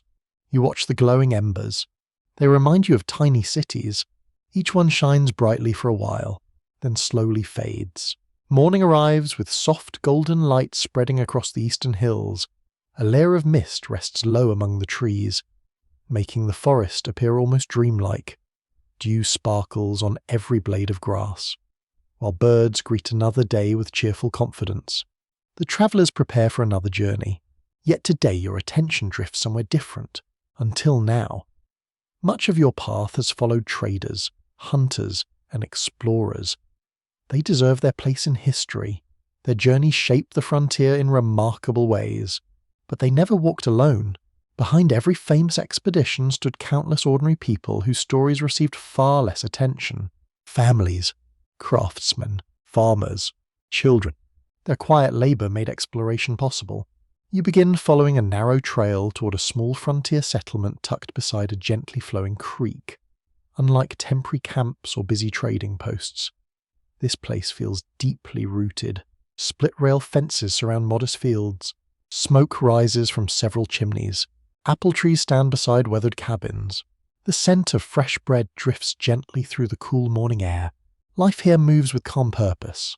A young woman carries 2 wooden buckets toward the creek while humming softly to herself. Her hands show signs of constant work. The buckets feel heavy, yet her pace remains steady. Nearby, an elderly man repairs a broken wagon wheel beneath the shade of a large oak tree. Every measured strike of his wooden mallet reflects decades of experience. Nothing appears dramatic. Everything matters. Researchers from Princeton University have emphasized that frontier settlements survive through the combined labor of entire households rather than individual achievement alone. Farming, cooking, building, sewing, preserving food, caring for livestock, and raising children formed the foundation upon which exploration and trade depended. Watching this quiet settlement awaken, you understand how easily history overlooks its strongest pillars. The frontier begins at home. You walk toward a vegetable garden where several children help remove weeds growing between neat rows of beans, squash, onions, and cabbage. One child pauses frequently. The youngest grows distracted by butterflies. Their mother smiles gently. No harsh words, only patient guidance. Work continues, learning continues. The garden itself tells another story. Every plant has its season, every harvest requires planning months in advance. Winter meals begin with spring planting. The frontier rewards those who think far ahead. Nearby, strips of venison hang beneath a covered shelter where cool air helps preserve the meat. Bundles of dried herbs sway gently from wooden beams overhead. The smell is comforting, earthy, warm, familiar. Inside one cabin, sunlight filters through a small window onto a sturdy wooden table where 2 women carefully mend worn clothing. Each stitch extends the life of a coat. Each repaired glove protects hands during another winter. Nothing useful is thrown away. Scarcity teaches appreciation. You notice one woman carefully saving even the smallest scraps of cloth. Soon they become patches, then quilt pieces, eventually blankets. Nothing truly disappears. Everything changes purpose. Modern historians studying frontier households increasingly emphasize how essential women's labor proved to the survival of Western communities. Researchers from Yale University have shown that domestic work required extraordinary skill, organization, and physical endurance while remaining largely absent from many early historical accounts. The silence surrounding these contributions lasted far too long. Fortunately, history continues learning. Outside, a young boy proudly carries freshly split firewood toward the cabin. The pile nearly blocks his view, yet he refuses assistance. He wants to contribute. He wants to belong. His father quietly takes only the top pieces. The rest remain in the boy's arms. Pride survives. The work gets done. Simple kindness often appears this way. You continue through the settlement until the rhythmic sound of hammering draws your attention toward a small blacksmith shop. The building feels wonderfully alive. The forge glows bright orange. Bellows breathe steadily. Iron slowly softens beneath the heat. The blacksmith removes a glowing horseshoe with heavy tongs before placing it carefully upon the anvil. One strike, then another. Sparks leap briefly into the air. The smell of hot iron mixes with coal smoke, creating an unforgettable frontier fragrance. Farmers wait patiently nearby. One needs a repaired plough, another requires new nails, a third hopes to replace a broken hinge before winter arrives. Without craftsmen, settlement slows. Without settlement, exploration weakens. Everything connects. Nearby, a cooper shapes wooden staves into sturdy barrels designed to protect flour, salted meat, and dried apples during long journeys. His work appears remarkably precise. Tiny gaps mean spoiled food. Spoiled food means hungry families. Carefulness becomes compassion. By midday, the settlement grows busier. Children chase chickens, laughing across muddy yards. Dogs bark at passing wagons. Fresh laundry flutters gently upon clotheslines stretched between young maple trees. Life feels wonderfully ordinary. That is precisely what makes it extraordinary. Historians still debate how quickly frontier families achieved lasting stability, because surviving records differ widely between regions. Some settlements prospered rapidly through fertile land and successful trade. Others struggled for years against poor harvests, disease, or isolation. No single frontier existed, only countless individual experiences. The afternoon brings cooler air as clouds drift across the bright autumn sky. Several neighbours gather to help one family raise the heavy beams of a new barn. No wages are exchanged, no contracts signed. Everyone simply works together. Tomorrow another family may require similar help. Community becomes insurance. Researchers from Columbia University have noted that mutual aid often determined whether isolated settlements survived difficult seasons. Cooperation remained one of the frontier's most valuable resources. Watching the barn slowly rise, you see that truth taking physical shape. Strong communities are built board by board, person by person. As evening approaches, the day's work gradually comes to an end. Cooking fires brighten beneath cast iron pots while fresh cornbread bakes inside simple ovens. The smell fills the settlement. Warm butter, roasted vegetables, stew simmering gently. Children wash dusty hands before supper. Parents gather everyone inside as cool evening air settles across the valley. Lanterns begin glowing softly through cabin windows. You remain outside for a few peaceful moments, watching smoke drift lazily upward into the darkening sky. The frontier often celebrates the person who ventures farthest into the wilderness. Tonight you realize another truth. Someone must remain behind. Someone must plant the crops, repair the tools, raise the children, bake the bread, sew the blankets, keep the home waiting.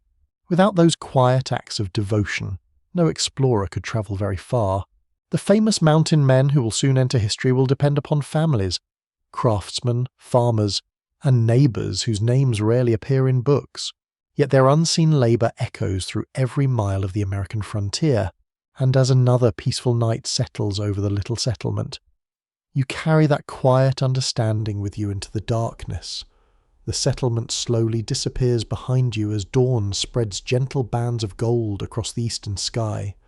Smoke from the morning fires rises straight upward into the cool air, untouched by wind. The smell of fresh bread and burning oak lingers for a while before fading into the familiar fragrance of pine, damp soil, and autumn leaves. You walk quietly.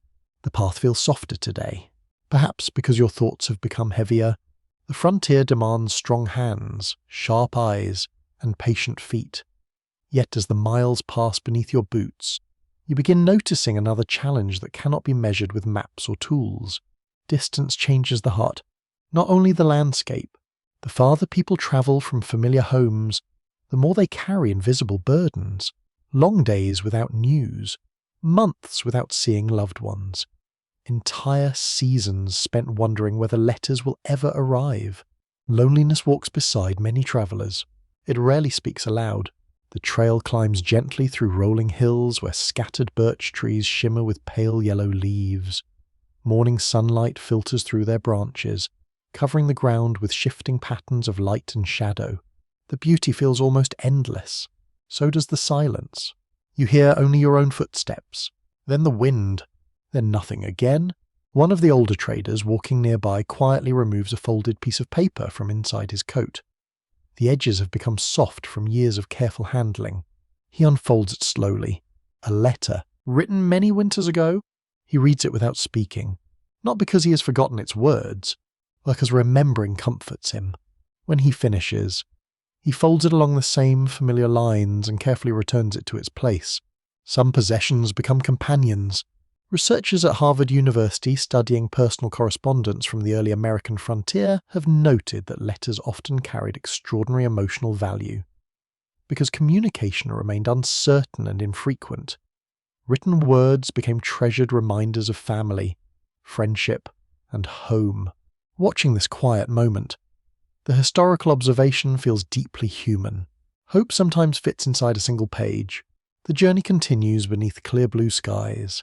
As midday approaches, the forest gradually opens onto a broad overlook where distant valleys stretch toward the horizon. You stop naturally. The view deserves silence. Far below, rivers wind through forests like ribbons of polished silver. Thin columns of smoke rise from scattered cabins hidden among the trees. Tiny clearings reveal fields harvested before winter. Human life appears wonderfully small. The continent remains immense. For several peaceful minutes, nobody speaks. Reflection requires no conversation. One traveller finally breaks the silence. He quietly says that somewhere beyond those distant hills lives a daughter he has not seen in nearly 4 years. No one responds immediately. No one needs to. The wind answers instead. Historians still debate how frequently frontier families maintained regular communication, because surviving letters represent only a fraction of what was originally written. Many messages never arrived. Others disappeared through weather, accidents, or simple distance. The emotional reality, however, remains unmistakable. Separation shaped countless lives. Not every hardship left physical scars. The trail descends once again into thick woodland where sunlight grows softer beneath towering trees. Fallen leaves cushion every footstep while squirrels dart busily between towering oaks, gathering the last stores before winter. Preparation surrounds you. Every creature understands the season. You notice one traveller quietly carving small marks into a walking stick during each evening camp. At first, the pattern seems decorative. Eventually you realize the truth.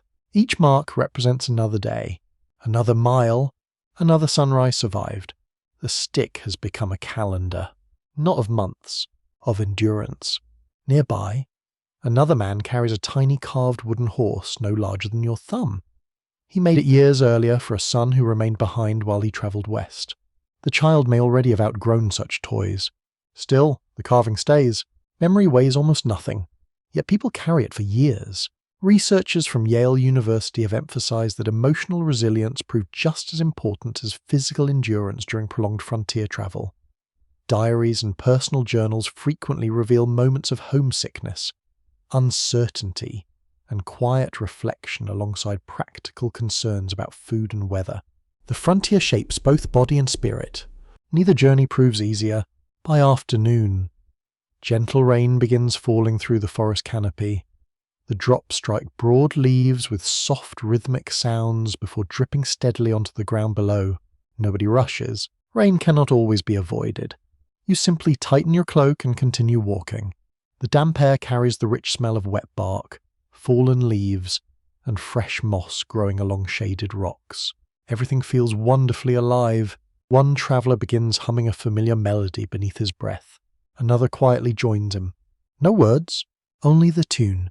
Music travels where conversation cannot. Soon the rain passes as quietly as it arrived. Sunlight breaks through scattered clouds, turning every raindrop into tiny points of light. The forest seems brighter, almost renewed. You stop beside a narrow creek where clear water flows gently between polished stones. Everyone kneels to refill water flasks before continuing. The oldest traveller gazes into the moving water for several long moments. He smiles gently, then says something you quietly remember. The river never asks whether the journey feels difficult. It simply keeps flowing. The thought stays with you long after the group resumes walking. Researchers from Oxford University have observed that many frontier journals reveal a growing philosophical appreciation for nature among experienced travellers. Isolation often encouraged reflection upon endurance, faith, purpose, and humanity's place within the larger landscape. The wilderness becomes a patient teacher. Its lessons rarely arrive through words. Late in the afternoon, The group reaches a broad meadow where tall grasses ripple beneath a steady autumn breeze. The golden field stretches almost to the horizon, broken only by scattered groves of oak and cottonwood. You pause once more. The beauty feels overwhelming, not dramatic, peaceful. As evening approaches, another familiar campsite begins taking shape beside a quiet stream. Firewood is gathered, blankets unrolled. Supper slowly simmers above glowing coals while smoke drifts gently upward through the cooling air. The routine now feels comforting, almost sacred. After the meal, conversation turns naturally toward home. One traveller remembers his mother's apple orchard. Another recalls fishing with a younger brother. Someone quietly wonders how much a child has grown during the years away. No one speaks loudly. Certain memories deserve gentle voices. Above, countless stars gradually fill the darkening sky. They appear exactly as they did before any frontier existed, exactly as they will after every traveller has finished the journey. You lie back beside the fading fire, listening to the quiet breathing of companions already drifting towards sleep. The frontier has taught you many practical lessons: how to cross rivers, how to read weather, how to preserve warmth. Tonight it teaches something quieter. Strength is not only the ability to continue walking.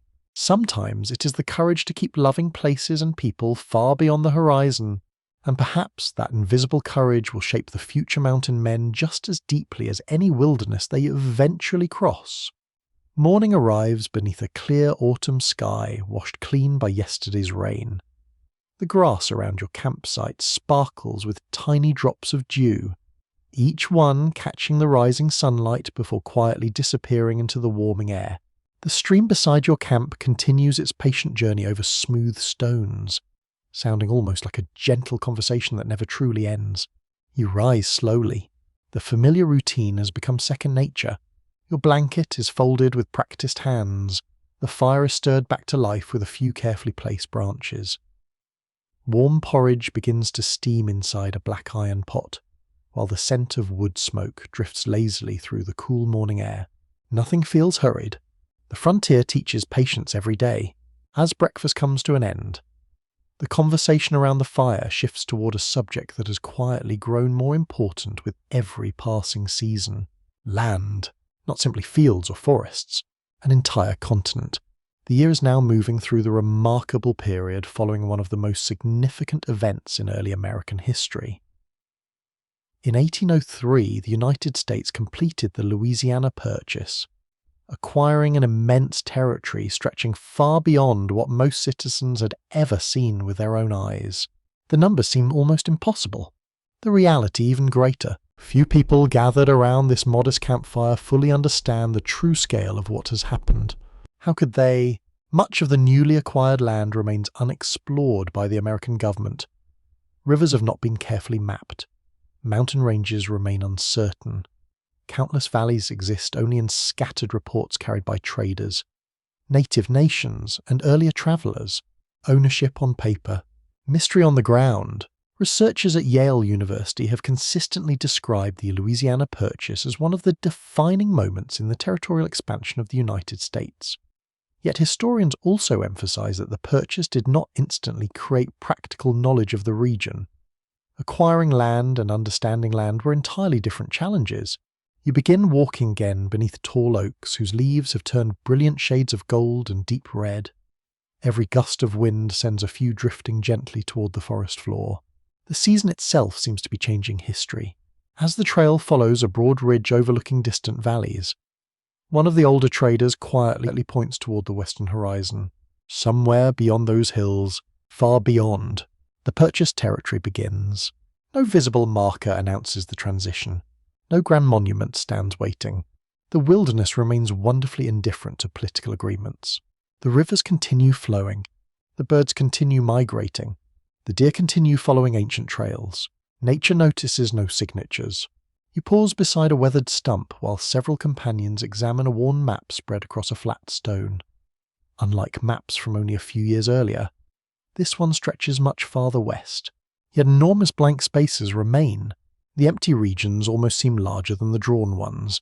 Possibility fills every unknown corner. Historians still debate how ordinary frontier settlers interpreted the Louisiana Purchase during its earliest years because surviving letters reveal remarkably different reactions. Some immediately imagined new opportunities for farming and trade. Others questioned how such distant territory could ever be governed effectively. Many simply continued living their daily lives while history unfolded around them. Large events often arrive quietly. Especially far from cities, you continue descending toward a broad river where several flatboats rest against the muddy bank. Their heavy wooden hulls carry barrels of flour, iron tools, cloth, cooking pots, and bundles of trade goods destined for settlements farther west. Men load cargo carefully. Balance matters. One poorly placed barrel can shift an entire boat. The smell of fresh timber mixes with damp river mud, while ropes creak gently against thick wooden posts driven into the bank. Nearby, horses drink calmly from the shallow water before continuing another day's journey. Everything is moving, slowly, steadily. The Louisiana Purchase has not created instant prosperity.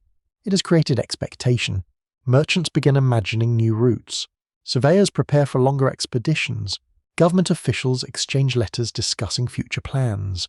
Ordinary families quietly wonder whether a better life may exist somewhere beyond the horizon. Hope begins traveling west. Researchers from Harvard University have emphasized that the Purchase dramatically expanded American political imagination long before large-scale settlement reached many regions of the territory. Maps suddenly contained possibilities previously considered unreachable. Ideas travel faster than wagons.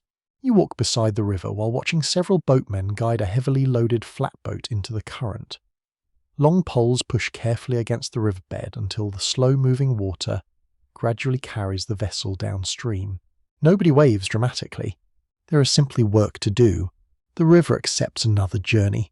Farther along the bank, you discover a small group of surveyors carefully measuring distances between marked trees.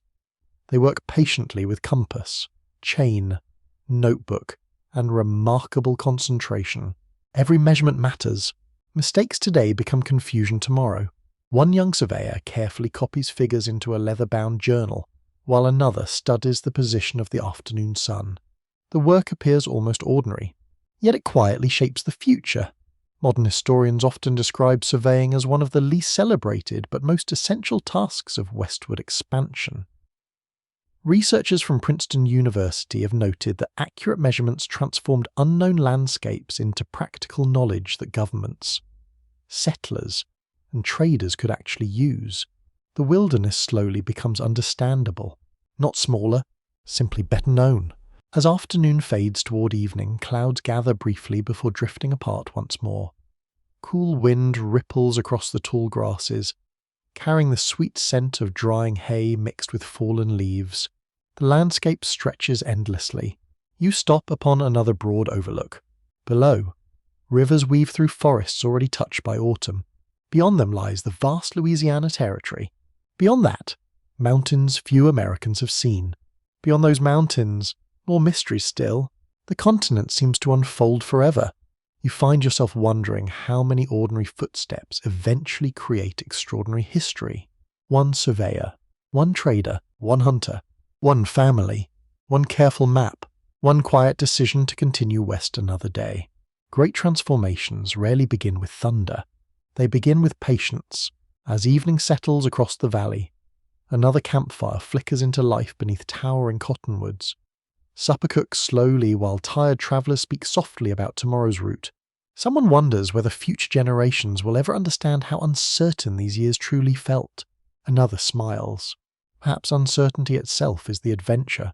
The fire crackles gently. Stars begin appearing overhead. The immense territory purchased only a short time ago remains largely unknown. Yet tonight, sitting beside the warm glow of another frontier camp, you sense that something irreversible has begun. The land has not changed. The dreams carried across it certainly have. And somewhere beyond the dark horizon, the paths that future mountain men will one day follow are already waiting in quiet silence, just as they always have. The campfire has burned down to a bed of glowing red coals by the time the last stars begin fading into the pale colours of dawn. A cool breeze drifts through the cottonwood branches overhead. stirring the remaining leaves with a soft, whispering sound. Somewhere nearby, a horse shakes its mane before returning to its morning meal of dry grass. You wake before sunrise, not because someone tells you to, because the frontier has quietly changed your habits. You no longer need reminders to gather water before the day grows busy. You no longer forget to dry your boots beside the fire. You automatically check the sky before packing your blanket. Without noticing, you have changed. The wilderness rarely transforms people all at once. It does so one ordinary morning at a time. As the travellers prepare breakfast, you notice how little anyone speaks. There is no awkward silence, no discomfort. Every person simply understands what must be done. One gathers firewood, another stirs the porridge, someone checks the horses, another sharpens a knife worn slightly dull after many days of use. Routine has become confidence. Confidence has become calm. Researchers at Stanford University have noted that repeated exposure to demanding environments often produces remarkable behavioral adaptation. Early frontier journals frequently reveal how newcomers gradually developed habits that experienced wilderness travelers considered entirely natural. Watching your companions, you realize you're witnessing exactly that process. Skill is rarely dramatic. It becomes invisible through repetition. The journey resumes beneath clear blue skies. Overnight frost quickly melts beneath the strengthening sun. Leaving the forest filled with the pleasant scent of damp earth warming after a cold night, you cross another shallow stream. Weeks ago, you might have hesitated. Now you naturally search for firm footing. You notice where the current slows, where smooth stones provide better balance. Experience quietly guides your feet before conscious thought even begins. The lesson has become instinct. As the trail climbs toward higher ground, broad views open across endless forests stretching toward distant blue hills. The horizon no longer feels intimidating. It feels inviting. You smile without realizing it. The frontier has changed the way you look at distance. What once seemed impossibly far now appears reachable through enough patient days. Historians often describe resilience as one of the defining characteristics associated with later mountain men. Yet researchers from Harvard University have emphasized that such resilience did not appear suddenly. It developed gradually through countless ordinary experiences, practical routines, and repeated exposure to demanding landscapes. Legends begin quietly, long before anyone notices. By mid-morning, the travelers encounter a fallen pine blocking the narrow trail. The tree is enormous. Its trunk stretches completely across the path, while thick branches create a tangled barrier. Nobody sighs. Nobody complains. Axes are removed almost automatically. One person trims smaller branches. Another clears loose debris. Others stack usable firewood beside the trail for future travelers. Within an hour, the path is open once more. The obstacle becomes another lesson rather than another problem. You begin understanding something deeply important. The frontier rewards solutions, not frustration. Nearby, fresh deer tracks cross the newly cleared trail. One of the hunters pauses briefly, studying their direction. He smiles. The animals pass before dawn. Too long ago. He continues walking without attempting pursuit. Knowing when not to chase opportunity proves just as valuable as recognizing opportunity itself. The forest itself seems to approve this patience. Sunlight filters gently through towering pines. Birdsong drifts between distant hills. A cool breeze carries the clean fragrance of evergreen needles mixed with wild mint growing beside a nearby stream. Everything feels balanced. Nature rarely rushes. The travelers slowly begin resembling the landscape around them. Steady, adaptable, quietly confident. Researchers from Yale University studying frontier memoirs have observed that many experienced wilderness travelers eventually described feeling more comfortable outdoors than within crowded towns. Familiar sounds shifted from wagon wheels and church bells to rivers, birds, and changing wind. Your own senses have changed as well. You notice cloud patterns before weather arrives. You recognize animal calls that once sounded identical. You smell approaching rain. You hear the difference between a squirrel moving through leaves and a deer stepping across fallen branches. The wilderness has become readable. Not completely. Enough. Historians still debate exactly how much these early frontier experiences directly influenced the culture later associated with famous mountain men. Some scholars emphasize continuity, while others argue that expanding fur companies created entirely new traditions after 1806. Most agree, however, that practical knowledge accumulated before the celebrated era provided an essential foundation. The famous stories would come later. The education is happening now. By afternoon, the trail reaches a broad meadow where autumn grasses sway beneath steady wind. A small herd of elk grazes peacefully near the edge of the forest. You stop instinctively. No one speaks.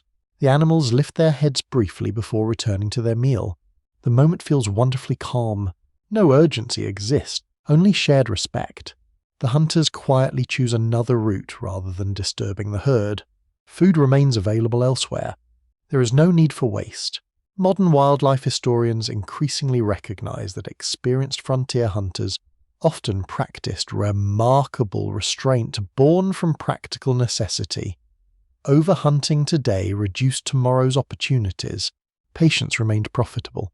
As evening approaches, the travelers discover another familiar campsite beside a gently flowing creek. Without discussion, everyone begins preparing for the night. Firewood appears, water boils, blankets unfold. The routine feels almost graceful now. You notice your own movements. You no longer search awkwardly for dry kindling. You naturally gather wood from beneath dense evergreen branches where yesterday's rain never reached. You choose level ground before laying your blanket. You position your boots near the fire. Not too close, not too far. No one taught you this directly. The frontier did.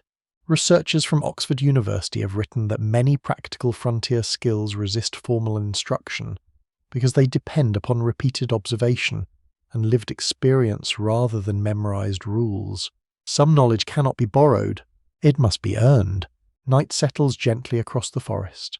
The fire burns steadily while supper simmers inside a black iron pot. Steam rises slowly into the cool evening air, carrying the comforting smell of venison, onions, and coarse grain. Conversation remains soft. Someone laughs quietly while remembering how clumsy he felt during his first weeks on the trail years earlier. Another admits he once packed far too much unnecessary equipment. Everyone smiles. Experience humbles people kindly.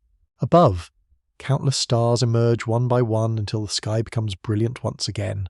You lean back against a fallen log, listening to the steady murmur of the nearby creek. The wilderness no longer feels unfamiliar. It feels welcoming. Perhaps this is how the first true mountain men will eventually emerge. Not through one heroic adventure, not through one impossible challenge, but through hundreds of ordinary mornings, thousands of careful decisions, endless patient miles. The frontier shapes character exactly as flowing water shapes smooth stone. Slowly, quietly, permanently, and tonight, beneath another peaceful frontier sky, you realize you've begun changing in exactly the same way. The night passes gently beneath a sky overflowing with stars. Their pale light reflects from the slow-moving creek beside your camp, creating tiny silver ripples that shimmer whenever the current brushes against smooth stones. The fire has settled into glowing embers, and only the occasional snap of cooling wood disturbs the quiet. You sleep deeply. The frontier has taught your body an old rhythm. Work with daylight. Rest with darkness. Nothing feels forced anymore. Before sunrise, the eastern horizon slowly brightens. The first birds begin calling from the tops of tall pines while a light mist rises from the water, drifting silently between the trees. Another day begins. Another trail waits. You gather your blanket with practiced hands, noticing how effortless the familiar routine has become. Your boots fit comfortably after months of careful repair. Your pack rests naturally across your shoulders. Every buckle, strap, and knot has found its proper place. Experience rarely announces itself. It simply becomes part of you. The travelers leave the campsite and follow a winding path that gradually climbs toward a broad ridge overlooking endless forests stretching westward. The view is extraordinary. Rolling hills disappear into distant blue haze. Countless rivers flash briefly in the morning sun. Thin columns of smoke rise from scattered settlements almost invisible against the immense landscape. The continent still feels larger than imagination, yet something has changed. Not the land, the people crossing it. The years between 1800 and 1806 have quietly transformed the American frontier. Trading routes have grown more dependable, relationships between distant communities have become stronger, maps contain more detail than before, government interest reaches farther west. More families consider journeys once thought impossible. The wilderness remains vast. Human confidence steadily grows. Researchers from Princeton University have emphasized that the opening years of the 19th century created essential momentum for later Western expansion. Rather than representing a dramatic beginning, these years served as a gradual transition during which knowledge, commerce, and practical experience quietly accumulated across the frontier. Standing upon this ridge, you begin seeing that larger picture. History has been preparing itself, one careful season at a time. As the trail descends once again, you encounter a small caravan moving east. Pack horses carry tightly wrapped bundles of beaver pelts, carefully balanced to avoid unnecessary strain. The traders appear tired, satisfied. Their journey has been successful. After exchanging friendly greetings, both groups pause briefly to share recent news. River conditions remain favorable. One mountain pass has become difficult after heavy rain. Game remains plentiful along a northern tributary. Another trading post expects fresh supplies before winter. The information changes hands as naturally as a handshake. No payment requested. Mutual survival encourages generosity. Historians still debate how extensive these informal information networks became before large commercial organizations expanded farther west. Some surviving journals describe remarkably detailed communication between independent travelers, while others suggest knowledge remained localized. Most scholars agree that cooperation frequently proved more valuable than competition in isolated regions. The frontier rewards those who listen, more than those who boast. By midday, warm sunlight fills another broad valley where tall grasses ripple beneath a steady breeze. A pair of bald eagles circles gracefully above the river, their wide wings catching the bright autumn light. The sight holds everyone's attention. No one speaks. Some moments deserve silence. Nearby, a group of children from a small settlement wave cheerfully as your party passes along the edge of their fields. One little girl proudly holds a basket overflowing with freshly gathered apples. Another boy carries kindling nearly as tall as himself. Life continues. Generation after generation, you realize these children will inherit a frontier already different from the one their parents first encountered. The roads will slowly improve, maps will become more accurate, trade will expand, new settlements will appear. History moves quietly through ordinary childhoods. Researchers at Columbia University have observed that demographic growth during these early years gradually created stronger regional connections throughout the frontier. Communities once separated by great isolation increasingly depended on one another through commerce, family ties, and shared experience. Small settlements slowly become networks. Networks become regions.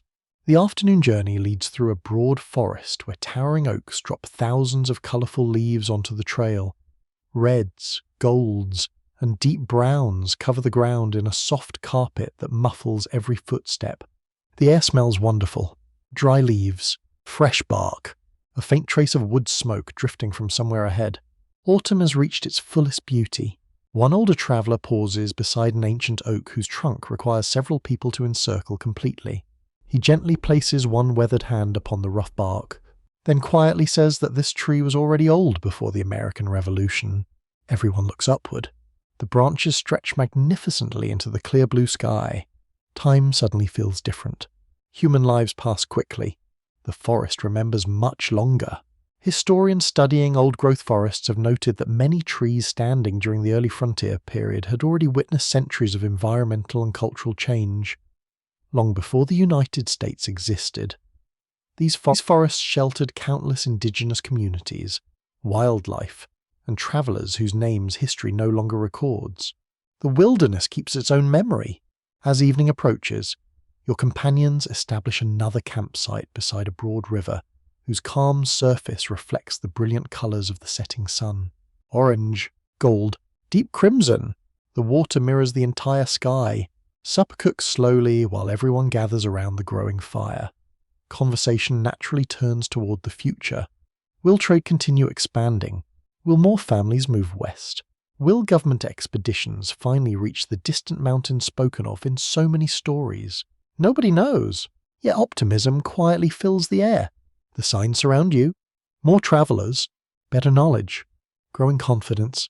Researchers from Harvard University have described the years immediately preceding the great era of Western exploration as a period when practical experience steadily converged with national ambition. By the middle of the decade, many of the foundations necessary for larger expeditions had already been laid. The frontier has been patiently preparing itself.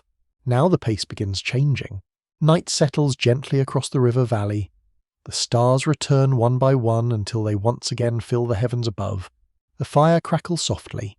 Its warmth reaches every face gathered around it. You look beyond the flames toward the dark western horizon.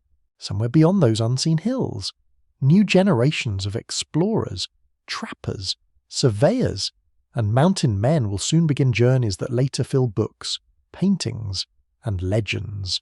But tonight, you understand something they themselves might easily forget. Their remarkable stories did not begin with them. They began here, in these quiet years, among ordinary travelers who carried maps with empty spaces, who trusted rivers more than roads, who shared knowledge freely beside evening fires, who patiently prepared a continent for the adventures still waiting beyond tomorrow's sunrise. The last campfire of your long journey burns quietly beneath a sky so clear that every star seems close enough to touch.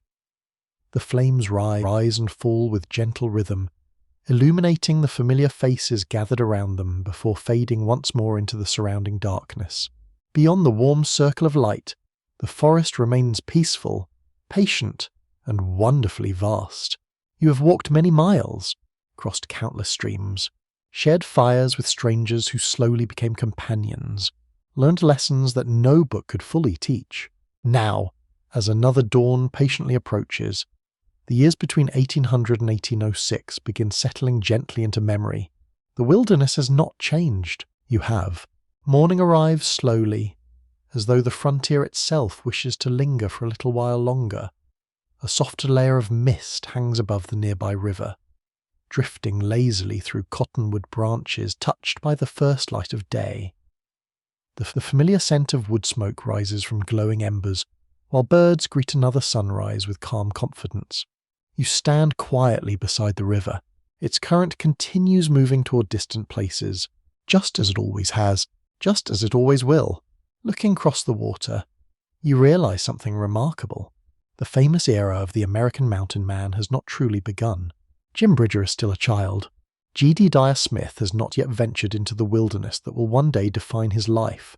William Ashley has not organized the great trapping enterprises that later reshape the Rocky Mountains. The celebrated rendezvous gatherings remain years away. The great fur brigades have not yet crossed the continental interior. History waits patiently. Researchers from Yale University have emphasized that the celebrated mountain man era emerged only because decades of earlier exploration, trade, diplomacy, and settlement had gradually created the practical foundations upon which later expeditions depended. Legends rarely appear without preparation. Looking back across everything you have experienced, that conclusion feels beautifully true.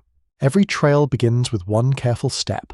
You remember the endless forests where towering pines whispered above your head, the rivers that carried traders long before dependable roads existed, the native communities whose knowledge transformed survival into everyday life, the humble trading posts where maps slowly improved one conversation at a time, the isolated families planting crops while children gathered firewood before winter, the blacksmith patiently repairing tools beneath glowing sparks, the elderly traveller quietly rereading a letter from home, the surveyor measuring unknown valleys with extraordinary care, the quiet routines, the small kindnesses, the patient endurance.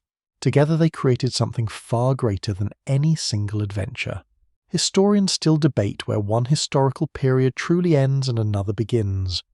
Some scholars identify 1806 as a natural turning point, because government exploration accelerated after the return of the Lewis and Clark expedition. Others argue that change unfolded more gradually through overlapping generations of traders, settlers, native communities, and explorers. The frontier itself rarely recognized such neat divisions. History prefers gentle transitions. Nature certainly does. You continue walking along the river one final time.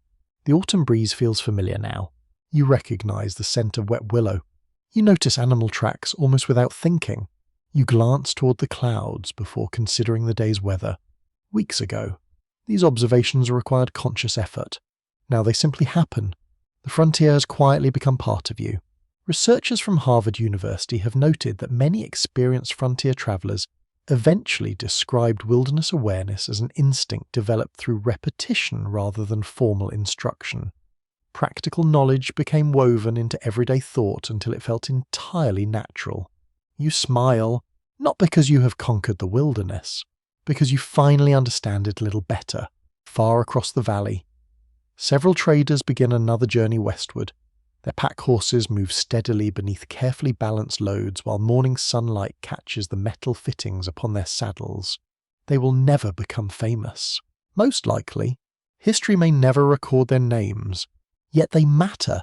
Without them, information travels more slowly. Trade weakens. Exploration struggles. Communities remain isolated. Ordinary people quietly support extraordinary history. Nearby, a young family repairs the roof of their cabin before the first heavy snowfall arrives.